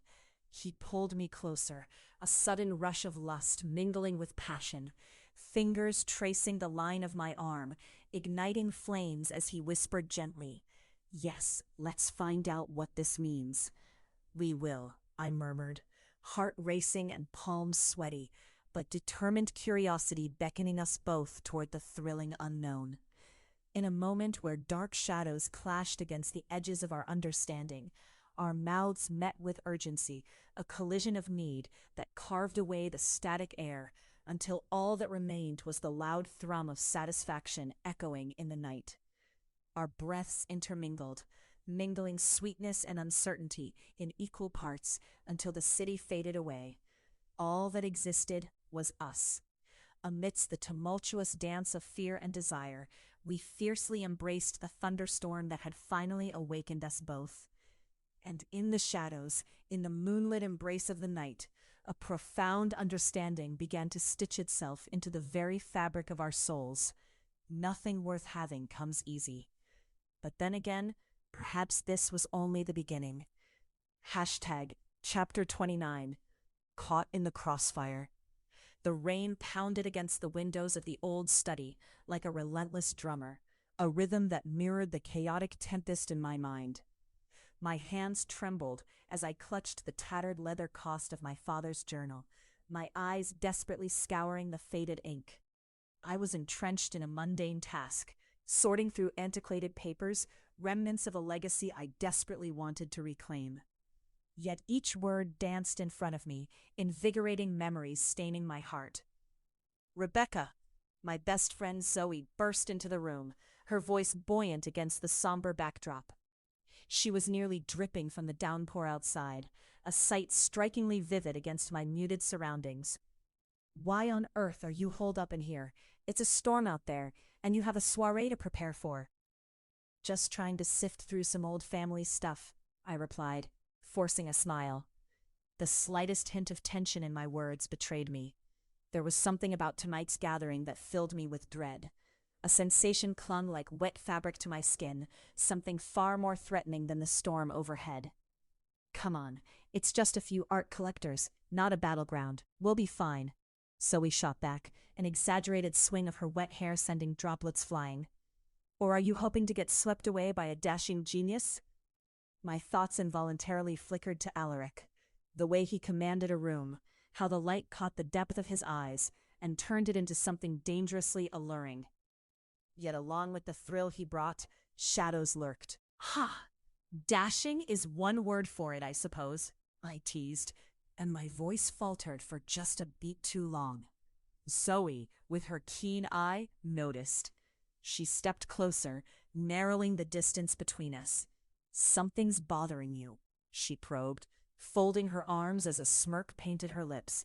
Don't tell me you're still so wrapped up in that brooding thief of a man. The smile on my face faltered. It's complicated, Zoe. He's complicated. Complicated but charming, huh? She cocked her head, showcasing that ever-knowing grin. Rebecca, might I remind you that you don't just recover art. You're in the business of liberation. You fought tooth and nail for your father's legacy. Love shouldn't draw you back into the shadows, especially with someone who wears theirs so proudly. The words hit their mark, but doubt lingered uninvited. Alaric's protective nature had become a double-edged sword, especially given the threat looming over our shoulders, the whispers that had begun to grow around us. I shook my head, trying to dismiss the rising tension in my chest. Don't preach to me about shadows, I replied lightly, but the tremor in my voice betrayed me. Zoe gave a knowing sigh. I'm not saying he's all bad, just that you should be cautious. You're not in the business of being someone's muse, Rebecca. You're the one who creates the narrative. I ignored her advice, tugging at the collar of my jacket with anxious fingers. I just want tonight to be perfect. If I can impress the right buyers, I can secure the estate's future.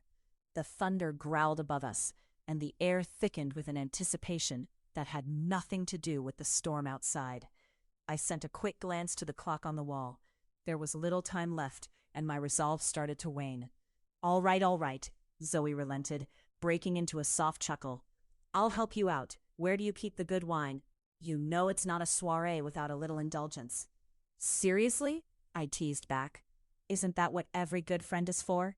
Together we dove into the larder, rustling through bottles and snacks, laughter threading between the excitement and the looming dread. Just as I reached for a bottle of red, the one my father used to save for special occasions, the weight of the evening descended upon us like the thick fog outside. Yet the moment I uncorked the bottle, a loud knock reverberated through the house, followed by a familiar, deep voice. Rebecca, Zoe. Alaric's voice broke through the air, firm and urgent. Today was supposed to be just a networking opportunity, but here he was, ready to shift everything his way. I exchanged a glance with Zoe, whose eyes sparkled with mischief, but also concern. Should I let him in? I asked tentatively, though my body was already swaying toward the door. Sweetheart, if you don't, I'm gonna think he's planning something wild, she joked, her mouth curving in a way that made my heart flutter with an unnameable fear. As I opened the door, Alaric stood there, drenched but undeniably handsome, his dark hair plastered to his forehead and a determined fire burning in his gaze. Are you ready? He asked. a hint of urgency threading through his smooth baritone. "Ready for what?" I retorted, an edge of playfulness cloaking my underlying anxiety. "More of your unsolicited advice?" He stepped closer, the dampness of his coat mixing with the warmth radiating from my body. "I need you to trust me tonight." "Trust you?" I scoffed. "After everything? The secrets? That's rich." "Rebecca, please," he pressed, his voice dropping, the tension palpable between us. "For your safety." "Ah, is that your motivating factor, my safety?" I challenged, crossing my arms defiantly. The clench of my jaw warned of the fight brewing beneath the surface. "Do you recall the last dinner party? The unsavory characters lurking behind the curtains? They're not just collectors, they're vultures. We need to act swiftly." I sensed the weight of his words and the unyielding emotion behind them. The breath caught in my lungs as a chill crept down my spine. "What do you really mean?" And before he could answer, the lights flickered overhead and the atmosphere shifted drastically. With a loud crash, the front door burst open behind me. 3 figures emerged from the rain, dark silhouettes demanding attention. The chaos erupted. "Rebecca Ashford and Alaric Devereaux," one of them declared, pulling off a mask that revealed a face I knew all too well. Edward, the rival collector rumored to have dealt with the underbelly of the crime world. "Are you serious?" Zoe yelled, pushing past me, her hands clenched into fists. "What's going on here?" I could feel the panic transforming into resolve as Alaric stepped between me and the intruders, his stance protective. "We advise you to leave," he warned, his voice like gravel, yet tinged with authority. Edward's laugh echoed, jagged and sharp. "Leave? Why would I do that, when tonight's main attraction just so happens to belong to us, your precious estate? You're backed into a corner now, Devereaux, and Rebecca, it's time you saw how the real world operates." My heart raced. They wanted not just the estate, but a piece of my legacy. Soundless tensions erupted as Alaric stood tall, and I found my resolve collapsing. Something primal ignited within me, pushing me forward to Alaric's side. "No, you don't get to dictate my life, Edward. You don't own this place, nor do you own me." "Pity. I was hoping tonight would be more civilized," Edward sneered. But before he could finish, Alaric gripped my arm with a fierceness that both anchored and ignited me. "Stand back," Alaric demanded, his eyes blazing with something feral, protective. With a dangerous stare, he moved forward, a ripple of rage passing through him. "You don't know whom you're messing with. Maybe you don't either." Edward stepped closer, flanked by 2 burly henchmen. The tension swelled as threats hung in the air like mist. The room echoed with suppressed chaos. "Alaric," he cut me off, his eyes locking onto mine. "Stay behind me, Rebecca." His voice turned from smooth to thunderous. "This ends here." I couldn't breathe. I couldn't just let him face them alone. "Alaric, don't!" I implored. But as if entranced, he pushed forward. The clash was instantaneous. "Alaric, look out!" Zoe shouted as one of Edward's henchmen lunged. The confrontation spiraled into chaos, fists flying and bodies colliding, the study becoming a violent whirl of uncertainty. Every blow echoed through the air. I stood helpless as shouts filled my ears like an unwelcome symphony. And just as I grabbed a heavy vase from the nearby table, using it as a last resort, a shadow loomed over me from afar. Another henchman barreled in my direction. "Stand back," I shrieked, brandishing the vase with shaky hands. But before I could react further, Alaric surged, redirecting the intruder's focus back toward him.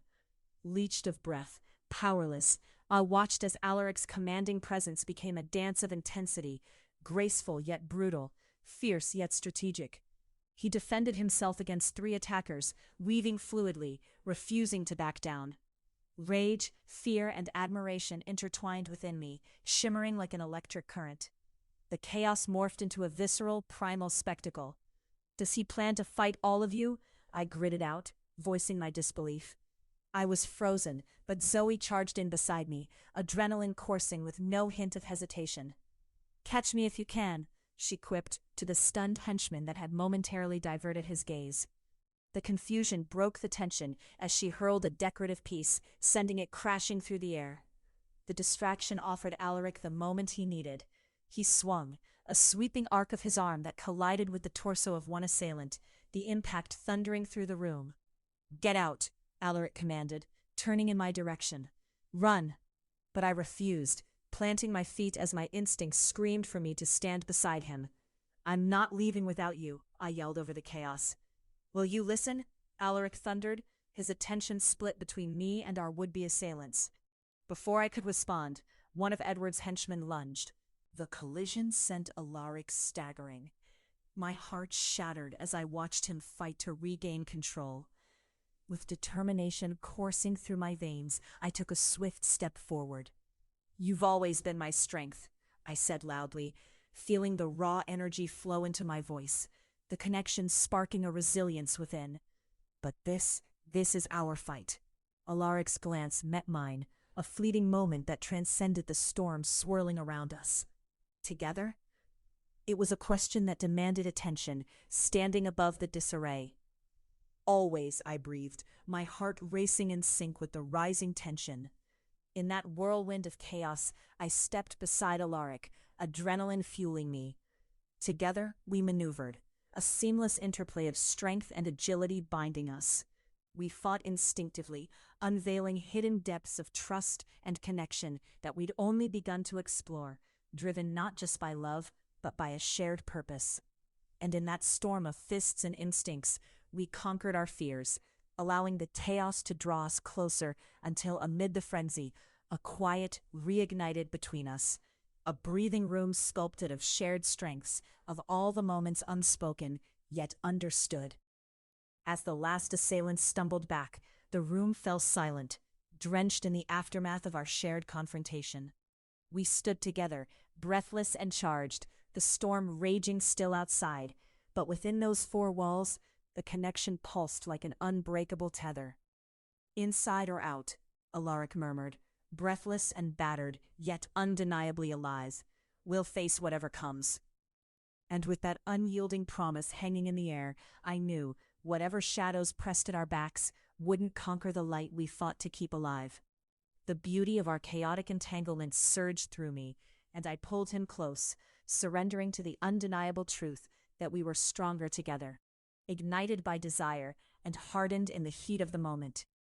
"Let's make this night unforgettable," I whispered against his ear, letting the heat of my breath linger between us, like a secret shared in a storm.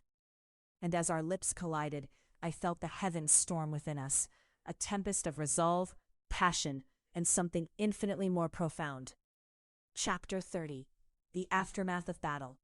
"Did you really think I would let you, of all people, venture into that fight without me?" The question hung in the air, mingling with the faint scent of antiseptic and the almost sickly sweetness of flowers that sat on the sill, remnants of half-hearted sympathy. As I cleaned the wound on Alaric's arm, I couldn't bring myself to look him in the eye.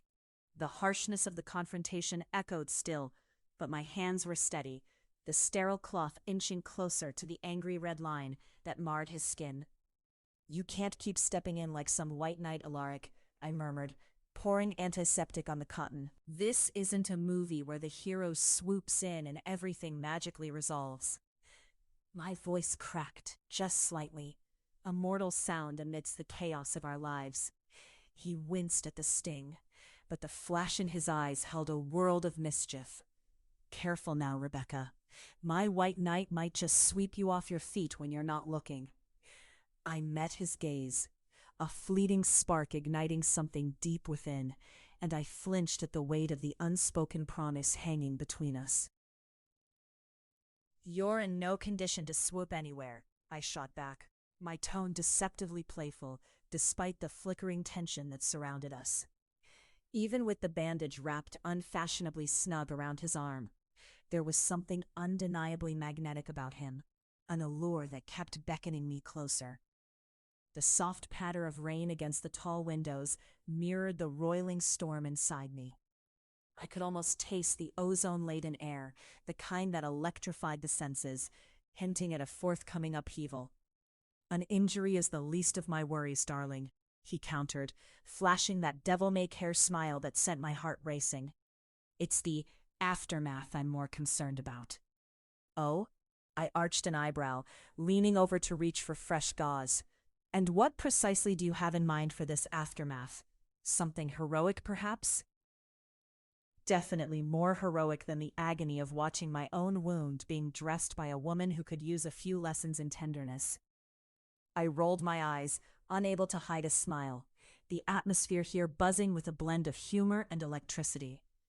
Alaric's presence was intoxicating, wrapping around me like a familiar scent from my childhood. Comforting yet thrillingly dangerous. You should be grateful I'm tending to you at all, I retorted, my fingers brushing against his skin. Flesh against flesh, and there was more than just practicality in my touch. You brought this on yourself. Dueling out of jealousy, certainly not my finest hour, he admitted, his voice dipping low, laced with a vulnerability that cut through my defenses. I never wanted you to see me like that. And yet here we are, you bleeding on my rug, I said playfully, shaking a finger at him in mock reproach. How very chivalrous. His laughter chimed through the dim room, a low and resonant sound that somehow soothed the jagged edges of my anxiety. At least I managed to impress you. A thrilling duel and even injury. I should win Academy Awards for this. Pleased laughter danced between us, mingling with the shadows that crept along the walls. Somewhere in the back of my mind, I knew this moment was fleeting, the calm before our collective storm. The rain intensified, sheets beating against the glass, an aqueous rhythm that thrummed through the air. I placed the gauze aside and wiped my hands, allowing the tension to shift. Are you at least going to tell me the truth about what you planned to achieve back there? Alaric's expression sobered, and for the first time, I caught a glimpse of the storm brewing within him, a tempest hidden behind that ardent exterior. I've battled my own demons, Rebecca. Maybe it's time I stop pretending, at least to you. And what do you think that does for me? I crossed my arms, half playfully, half challenging. Your pretense might have kept me at bay, but now I'm knee-deep in this chaos. I'm drawn to you, and yes, maybe it's reckless, Alaric admitted. His eyes held mine steady, defiant yet soft in the same breath. Everything feels worth the fight, especially you. Before I could respond, a knock at the door jolted us both. It swung open to reveal Celine, a whirlwind of enthusiasm and confusion, her hair unkempt and her eyes wide like saucers. So I heard there was a duel. I mean, what are we? She stopped short, staunching the flurry of questions that painted her curiosity. Oh, I wasn't interrupting anything, was I? Just the delightful aftermath, I teased, giving Alaric a sidelong glance that he returned, laughter flickering behind our shared glance. Oh, for heaven's sake, Celine fanned herself dramatically. Do I need to give you two a moment? I didn't think I'd stumble into a passion play after a fight. Nothing so dramatic, just a few philosophical debates, Alaric said, winking at Celine with mischievous charm that seemed to make her swoon a bit. I feigned annoyance, but the truth burned against my skin. We were just wrapping up the existential crisis. Right, Celine replied, still absolutely fascinated.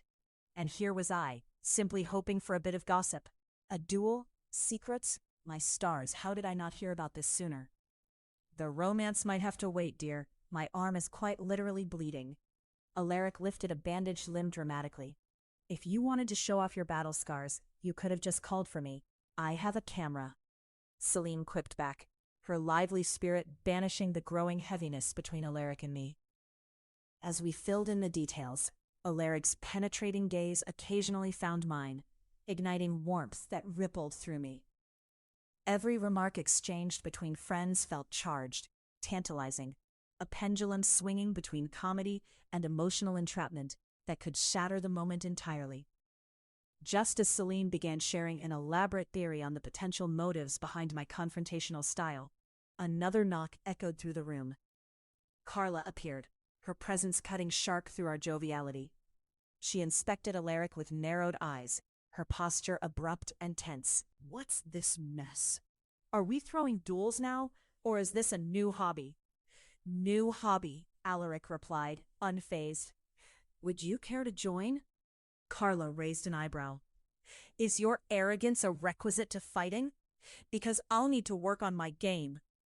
The banter spliced through, a clever buffer against my internal workings. I watched the tension weave in and out of the crowd, a mixture of fear and playful jeering illuminating the shared space. Carla's arrival seemed to inject clarity into the atmosphere, bringing us sharply back to reality, rather than drowning in past feelings. Tell me everything, Carla demanded, abandoning all formalities. What happened? Can I get a blow-by-blow description? Or are we just mixing it up with bitterness now? Oh, it was riveting, Alaric replied with exaggerated flair. I'd have invited you, but I feared your competitive nature might overpower my charm. Right, charming indeed, Carla shot back with a light scoff, her body relaxing into the seam of laughter that now quilted our day. The laughter cascaded, taking root in the raw edges, weaving our disparate lives into something almost coherent. But as the night wore on, the sense of intimacy I had been teetering on with Alaric ebbed and flowed with every loving jab of camaraderie. The way a wave retreats, but leaves a haunting suggestion of what lies beneath its surface. As the rain reduced to a soft drizzle, I caught sight of Alaric leaning back against the couch, a new confidence cradling his frame. Yet remnants of his pain remained, hazy as a half-remembered dream. I felt a pull toward him, a magnetic force verging on reckless abandon, but I reminded myself we were still engaged in the safety of friendship. Anyone fancy a drink? Celine chirped, sliding toward the bar cart with the elegance of a practiced hostess. Yes, plenty, and I need a stiff one, I exclaimed, the mask of distraction slipping, but keeping the somewhat tenuous repartee alive. Just water for me, Alaric protested with exaggerated mellowness, while I smirked knowingly. Oh, we know you love a strong drink, dear, Carla teased as she flumped down next to him, a warrior poised, details of conflict right under the surface. Yet that day marked something more potent than shared laughter. It was a bifurcation, splitting the line between what had been and what could be. As the evening wove its tapestry, Alaric caught my eye again, both of our smirks lingering, unyielding to the invisible weight that had tethered us through life's tribulations. Just know this, Rebecca, Alaric began, drawing closer as if to whisper secrets forbidden. The juiciest bits come after the battle is over. A barbed thrill raced through me, igniting beneath the surface, like embers waiting for kindling. I wouldn't have a moment of silence or hesitation, nor could I back away from this vivid place of agony and passion. That evening, no doubt the wind plaguing my soul whispered carelessly through the chinks in my heart's armor. But I didn't mind. I channeled it, held it close, and welcomed the storm within myself, fully aware now that in Elaine's world, love, destruction, and desire melded as interconnected struggles, each rhythm ebbing into chaos, or perhaps unforeseen enlightenment. And here I sat, on the precipice of something luminous, daring to lean in a little closer. Chapter 31, Secrets Unraveled. The moment I stepped into the dimly lit library, the scent of aged paper and polished wood wrapped around me like an old sweater, familiar, yet dense with memories I had long been avoiding. Sunlight streamed through the tall arched windows, catching dust motes swirling in the air like secrets begging to be discovered. I drew in a breath, half expecting to smell my father's lingering cologne, but instead the room echoed with silence, pregnant with the weight of the past. This was my sanctuary, and yet today it felt like a den of ghosts. I had been avoiding this space because it was a reminder of the intentions I had set for my father's estate, transforming it into a cultural haven, a place that would honor his legacy. Instead, I found myself engulfed in uncertainties stirred up by Alaric. His magnetic presence plagued my dreams, igniting a passion inside me that I barely understood and certainly couldn't control. Rebecca? A soft voice interrupted my reverie. It was Sonia, my fiercest confidant and ever-present grounding force. She stood in the doorway, an expression of eager mischief painted on her face, as if she knew a secret. "You've barely touched those vision boards we made. What gives?" I glanced at the chaotic spread of colors and magazine cutouts scattered across my desk. "I've been busy." I waved a hand dismissively, but felt the weight of guilt settle on my shoulders. But before I could explain further, the corner of my eye caught a subtle glimmer near the wall, a leather-bound journal wedged between two heavy tomes. "What's that?" Sonia peered over my shoulder, the curiosity evident in her wide eyes. "Just an old book," I trailed off, the flutter of anxiety pushing against my chest as I pulled the journal free. I could feel my heart race. The cover was embossed with my father's initials, and the familiarity felt like a slap on the back, followed by a tightly clenched fist in my gut.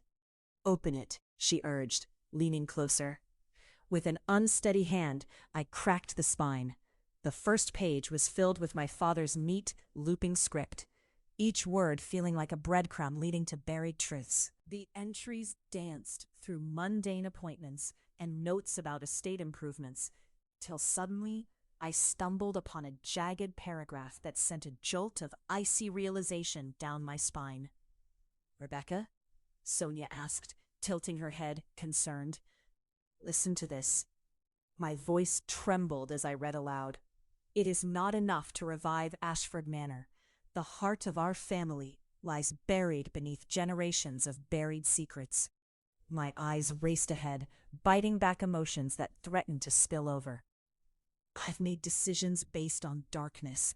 It is time to confront the buried whispers of our lineage." "You need to keep reading," Sonia urged, her excitement cutting through the anxious air. "Turn down the dramatic flair, will you?" I muttered, though I could feel her infectious energy pulling me deeper. Each entry seemed darker than the last, introducing characters and conflicts that hit too close to home. Factional divisions within the family, betrayals about property worth, hidden behind artistic lies. My life suddenly felt like a facade, much like the layers of paint peeling from the manor's walls. Then I froze, my breath hitching. Alaric's name sprawled across the page, the ink smudged as if hastily written. He knew my father?" I whispered, a freezing grip of dread and indignation tightening around my throat. "What?" Sonia leaned forward, clutching my arm. "What did it say?" "That their quarrels were rooted in bloodlines, that he was at one time a key player in the family's tragedies." My voice dropped to an incredulous hush. All I ever thought of Alaric was as my business rival, but he's tied to my family's. The words crumbled in my mouth.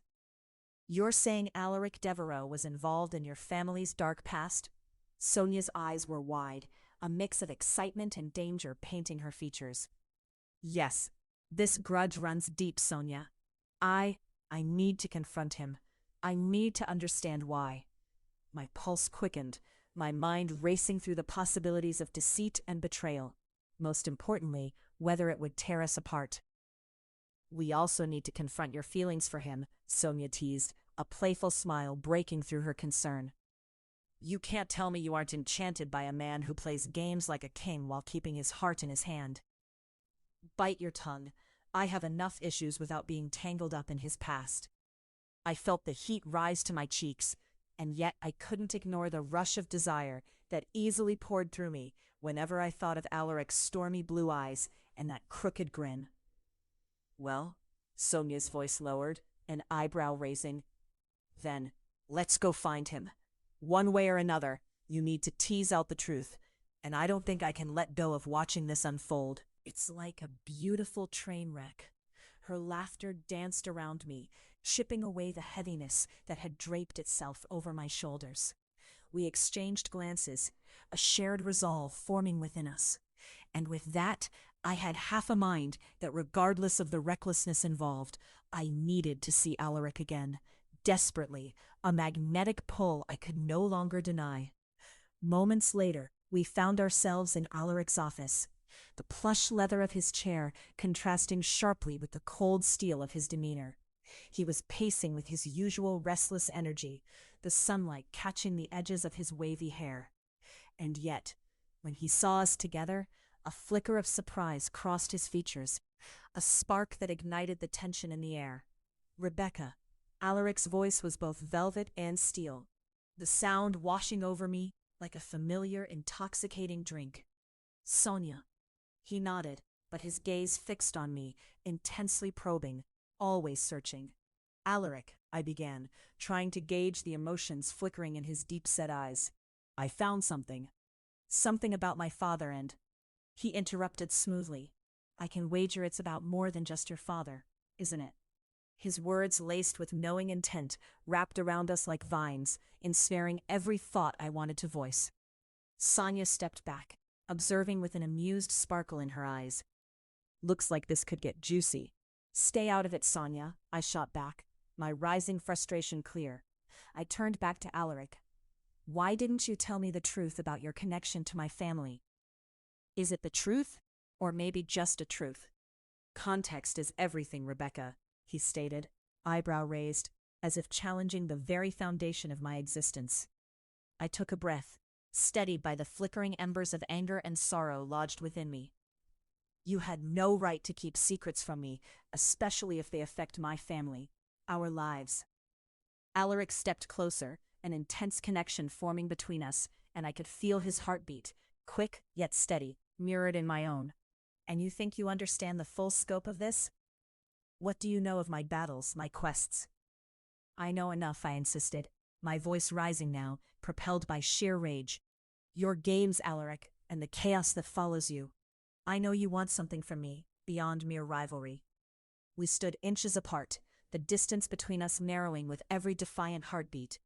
An unexpected vulnerability flickered through his eyes, one I hadn't seen, and it momentarily stilled my racing pulse. You think I'd put you in danger? That I'd risk losing the most magnificent part of my life? My heart shot into my throat, and for a split second, the noise around us quieted, leaving just the thrum of our connection. Is that how you see me? As a pawn in your game? He stepped back, his expression hardening, but I could see the vulnerability beneath, the layers peeling away with each question. No, he replied, a storm brewing just beneath his calm exterior. As anything but a pawn, a queen perhaps, or a knight, fiercely fighting for her checkmate. Sonia let out a loud snort, breaking the tension. I should have brought popcorn. Can this get any better? Focus, Sonia, I snapped, but couldn't help but smile through my exasperation, the warmth from Alaric's gaze, puncturing the weight in my heart. Alaric, we need clarity. What was my family's true connection to you? With an almost preternatural calmness, he reached out to take my hand, his fingers brushing against mine. The spark sent shivers up my arm, igniting the fire inside me. Sometimes, he murmured, his breath warm against my cheek. The truth can be the most dangerous weapon we wield, but I will tell you, we both deserve it. Just as I opened my mouth to respond, Sonia interjected. Hey, what's a queen without her strength, Alaric? Could we get on with the drama already? I stifled a chuckle, immense gratitude washing over me for Sonia's ability to break the tension as Alaric's lips twitched. Very well then, he said, addressing Sonia as much as me. Why don't we find somewhere more comfortable to tease this secret out? Before I knew it, we found ourselves in the softer glow of the private lounge on the upper floor, a sanctuary away from the intrusion of the outside world. Alaric sank into the plush sofa, revealing the fierce battle hidden behind his cool demeanor. I had never seen him like this, raw, exposed. Rebecca, there are forces at play that go beyond our desires. Your family has been entangled with mine for generations. Our legacies are laced and twisted like the vines that cling to the manor's walls. The danger isn't just business, it's personal, deep-rooted in blood. The gravity of his perspective ignited fire in my chest, my own desires stirring as the weight of revelation settled. I wasn't merely a pawn here. I was ready to fight for my truth, our truth, despite the hurdles standing in the way. We can work through this, can't we? I ventured, feeling emboldened by the raw intensity churning in the air, the connection crackling between us. Alaric's gaze never left mine. If you choose to stand beside me, defiance will be our greatest weapon, but it won't come without cost. Then consider me all in. The words poured from my lips, unapologetically fierce, as I closed the distance between us. I lifted my chin, scanning every flicker of emotion etched across his features. "I'll never let anyone diminish who you are. Promise," he whispered, brushing his lips against mine in a deliciously tentative exploration. An unbroken pulse sparking from this stolen moment into something that lit the air around us. Sonia's playful shout erupted through the air. "Just get on with it, you two. This is not a Shakespearean drama." And just like that, the tension transformed into laughter, and Alaric and I fell into the warmth of each other's embrace, the world around us fading into the backdrop of our passionate dance. For every secret unraveled, every wound laid bare, was an opportunity for us to rise anew together. We let the laughter dissolve the rest of the world, but lingering promises of passion hung in the air, unresolved as I pulled away from him, breathless. "Tonight we wager everything," Alaric declared, his voice dark and inviting. "Together," I replied, ready to face whatever lay ahead, hearts intertwined and doggedly inflamed with truth, desire, and possibility. With that, the next chapter of our story awaited, flanked with every challenge and desire we had yet to uncover. Chapter 32, An Unexpected Ally. It was a late afternoon when I found myself standing in the chaotic beauty of my father's study, surrounded by the pungent scent of old leather, the faint bitterness of brewed coffee, and the relentless buzz of my heart. Papers, yellowed and fraying, sat haphazardly on the mahogany desk, their scribbled notes a testament to a life spent building a legacy that now teetered on the brink of collapse. I placed my hand against a fragile ledger, the wood cool beneath my palm, a grounding contrast to the tempest of thoughts swirling in my mind. "Still here, Rebecca?" The familiar voice of Darnell Simmons broke through the haze. He appeared in the doorway, a commanding presence with a smirk that warned of mischief brewing beneath his composed surface. "I was beginning to think you might take root." "Hardly," I retorted, half smiling as I turned to face him. Darnell was more than Alaric's right-hand man. He was a force of nature all on his own, with a charisma that could light a fire in the dampest corner of this crumbling estate. But as you can see, the paperwork has a pulse all its own. He stepped into the room, closing the door and leaning against it, arms crossed. "Shouldn't you be out plotting your next grand move on the art scene? I hear the gala is attracting quite the crowd." "Cynical as ever, I see," I quipped, pushing a stack of papers away from me and leaning back slightly. The scent of old ink and dust danced in the air, but Darnell's presence shifted it, introducing an electric charge that crackled between us. "I'm just saving you from a life of monotony," he mused, his brown eyes twinkling. "Also, you might need a partner, for persuasion and whatnot." "Partner in crime?" I shot back, raising an eyebrow. "That sounds like a dangerous game." "Dangerous is my middle name," Darnell replied, tilting his head playfully, his smile deepening. "But it's always better when there's a spark." Just as I opened my mouth to respond, Alaric entered the study, his presence draping the room in an unshakable intensity. The air thickened as his gaze shifted between Darnell and me, lips pursed into a thin line. "What's going on in here?" he asked, the smoothness of his voice belying the underlying tension. "Just brainstorming on how to rescue the estate," I replied, trying to keep things light, though the anxiety dangling between us was tangible. "Right," Alaric replied slowly, his eyes narrowing. "And is Darnell helping you or conspiring against me?" Darnell chuckled. "For what it's worth, Alaric, I wasn't planning a coup, unless, of course, you're giving me the green light to do so." "Not a chance." Alaric's tone was sharper, almost jeering. I could feel the weight of his protective instincts swing dangerously close to possessiveness. I didn't need his approval, yet here I was, caught in the current of a power struggle I didn't fully understand. "Relax, Alaric." I stepped forward, attempting to diffuse the electric tension. We were simply talking strategy. Strategy that involves Darnell? His words carried a sharp edge, making it clear he didn't trust anyone, least of all his loyal associate. That's an interesting choice. I mean, if you want a real plan instead of whatever this is, Darnell flared, lifting his arms, unbothered. He'd always gifted each situation with a light-hearted jab that felt like a balm, yet Alaric's brooding stare only intensified. "You think you can enter the underbelly of this world so easily?" Alaric's voice had shifted, holding weight as if he was warning Darnell of a storm to come. "I'm not afraid of a little chaos," Darnell replied, grinning as he pushed himself off the door. "But what's this really about, Alaric? You can't protect her from everything." "Maybe it's time someone showed you the real stakes," Alaric shot back, his focus shifting to me, and the pressure in the room thickened. "Enough," the word burst forth from my mouth, vibrating with anger and frustration.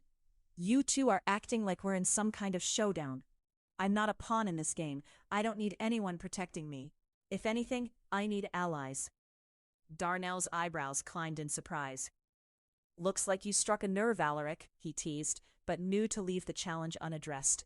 "I'm not here to argue," Alaric said, a hint of something softer flickering in his eyes. "But I would prefer you didn't navigate the treachery alone." I crossed my arms, feeling the tension between us build. "There's so much you don't understand, Alaric. This place, I just want to restore it to its former glory. I won't be stifled. I refuse to give in to fear." "Then don't," Darnell chimed in, shooting me a knowing glance. "But if you're going to fight, you might as well have the right tools at hand. I'm just saying I'm here for backup." "Great," I let out a small laugh, buoyed by Darnell's spirit. An unexpected ally indeed. Alaric's lips twisted into a contemplative line, and for a heartbeat, I saw something flicker in his eyes. Genuine concern, perhaps even admiration. It rattled the foundations of my understanding of him.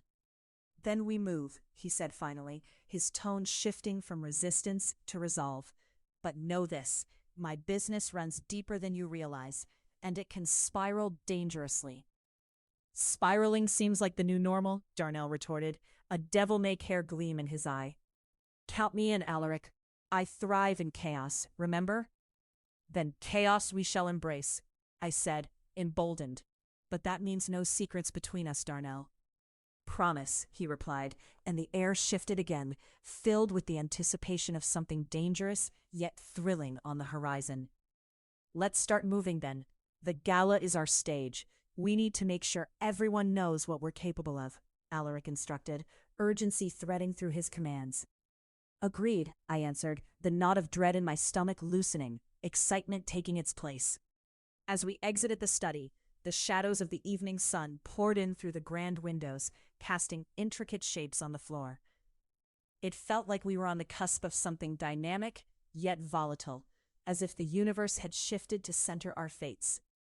Darnell caught my eye as we stepped into the fading light. "You know, I always thought you'd make waves in the art world, not a battlefield," he teased, lighthearted mischief dancing in his tone. "Careful, those waves might drown you," I shot back, playful confidence surging within me. "Bring it on." Our banter crackled in the air, but something simmered beneath it, a budding camaraderie that challenged the boundaries I thought I had. As we strolled into the gathering evening, there was an undercurrent of energy, a sense of belonging amidst the chaos that both thrilled and intoxicated me. When I turned back to glance at Alaric, his steely gaze bore into me, wrought with complexities. In that moment, I realized, as treacherous as this intricate dance had become, embracing my destiny might lead to something unfathomable, and I was ready to chase it. Chapter 33. The Power of Choice. I stood at the grand window of my father's study, cool tendrils of rain slittering down the glass, each droplet a reminder of the decisions that lay ahead. The storm outside mirrored the tempest within me, drawing a delineation between my past, one overshadowed by obligation, and a future that flickered, tantalizingly uncertain. Thunder rumbled in the distance, an ominous companion to my brewing thoughts. Rebecca? Alaric's voice, familiar yet fraught with something I couldn't quite place, drifted from the hallway. It was a voice that both soothed and aroused. His presence was electric to me, but this time I refused to let it overwhelm my convictions. Here, I called back, keeping my tone steady, almost too firm. I turned from the window, folding my arms as Alaric stepped inside. He looked more like a tempest than a man, with eyes even darker than the storm, glistening with an unnerving intensity. "Brooding won't change anything," he said, a touch of sarcasm in his otherwise measured tone, hands running through his dark curls as he scanned the room, lingering on the framed portraits lining the walls. Each canvas was a window to our past, a lineage of struggle, love, and resilience. "I'm not brooding," I replied, my voice fierce, my heart pounding. "I'm thinking, and that's different." "Thinking or worrying?" He took a step closer, the smell of rain and cedar mingling in the air between us. "I'm not worried about the storm," I shot back, though I knew my tone perhaps betrayed me. The estate was at a crossroads, and the whispers of creditors grew louder by the day. "I'm focusing on the auction next month."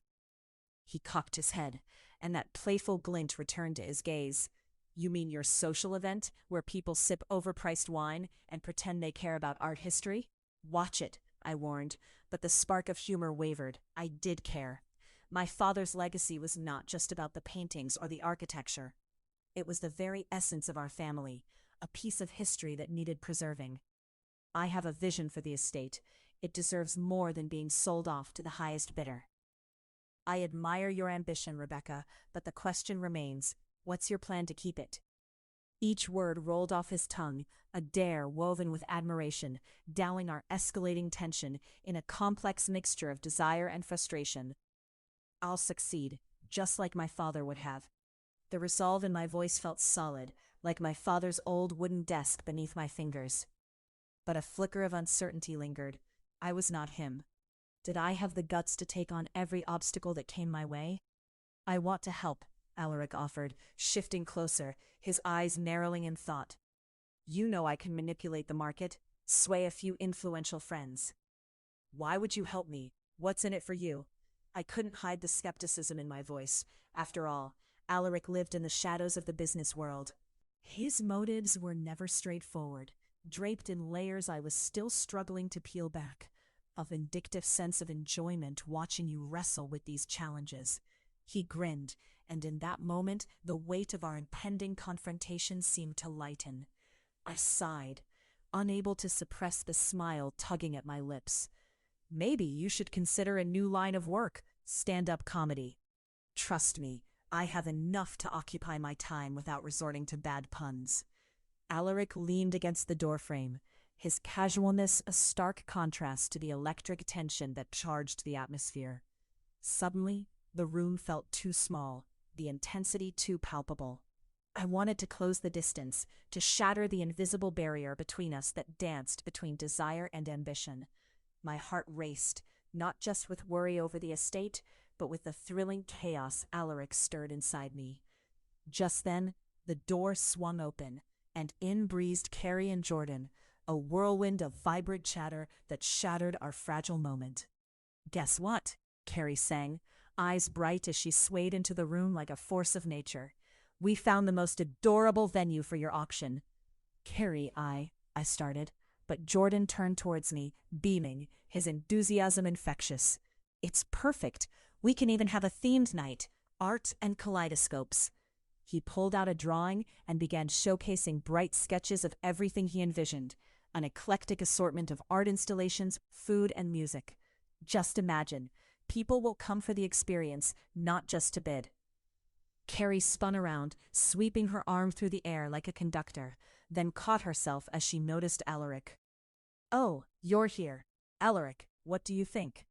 The kaleidoscope angle is captivating, he replied, that familiar smirk returning. A little too bright, perhaps? Carrie shot him a playful glare. It's called creativity, Devereaux. She leaned in closer. Maybe you should try some. Alaric rolled his eyes, but a chuckle escaped, easing the tension between us. My creativity doesn't extend to colors. Watch it, I said, mimicking Carrie's tone.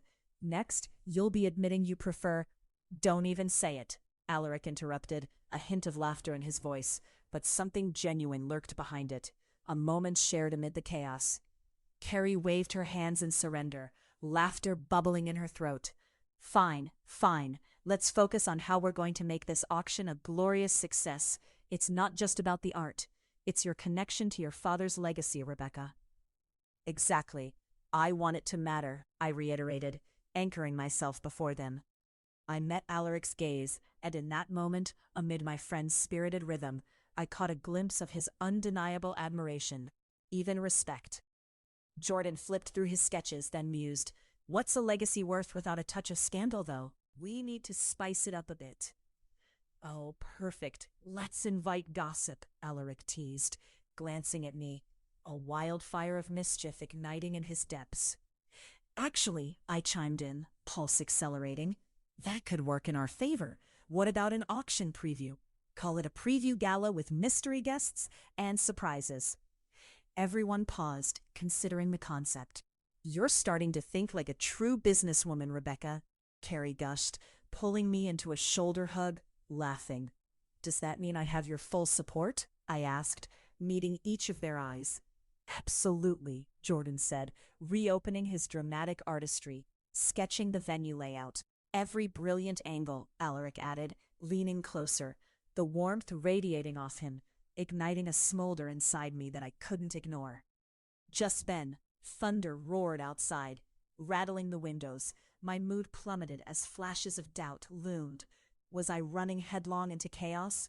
How could I lead a legacy when my heart tumbled with uncertainty? What's wrong?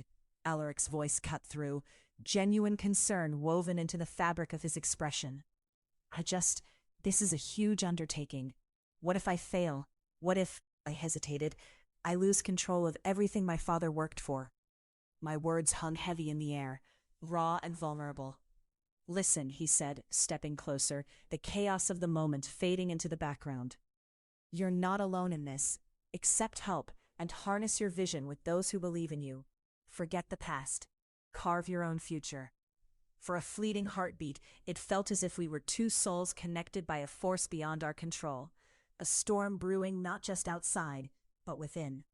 Rebecca, he began, his tone dropping to something deeper, almost vulnerable. You have more strength than you realize. I'd stand beside you, through any scandal.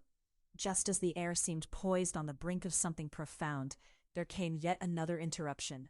This time, it was my phone buzzing loudly, another reminder of my responsibilities. It was the representative from the bank, the one tasked with our impending estate negotiations. Darn it, I groaned. I have to take this. My heart sank as I swiped to answer. Don't you dare back down, Alaric called out, determination evident, his voice trailing behind me as I stepped away. As I moved to take the call out in the hallway, the warm buzz of laughter flowed from the study, my friend's support wrapping me like a comforting blanket. Hey, Rebecca, everything okay? I fought back the sudden wave of dread as the representative's voice crackled through the line. Ms. Ashford, we need to discuss the auction parameters and the loan defaults. Now? I halted, Jonathan's preemptive urgency pricking at my resolve. Okay, let's talk. And as I stood there in the foreign hollowness of the corridor, a barricade slicing me from that patch of warmth and laughter, I realized I was at the cusp of something monumental.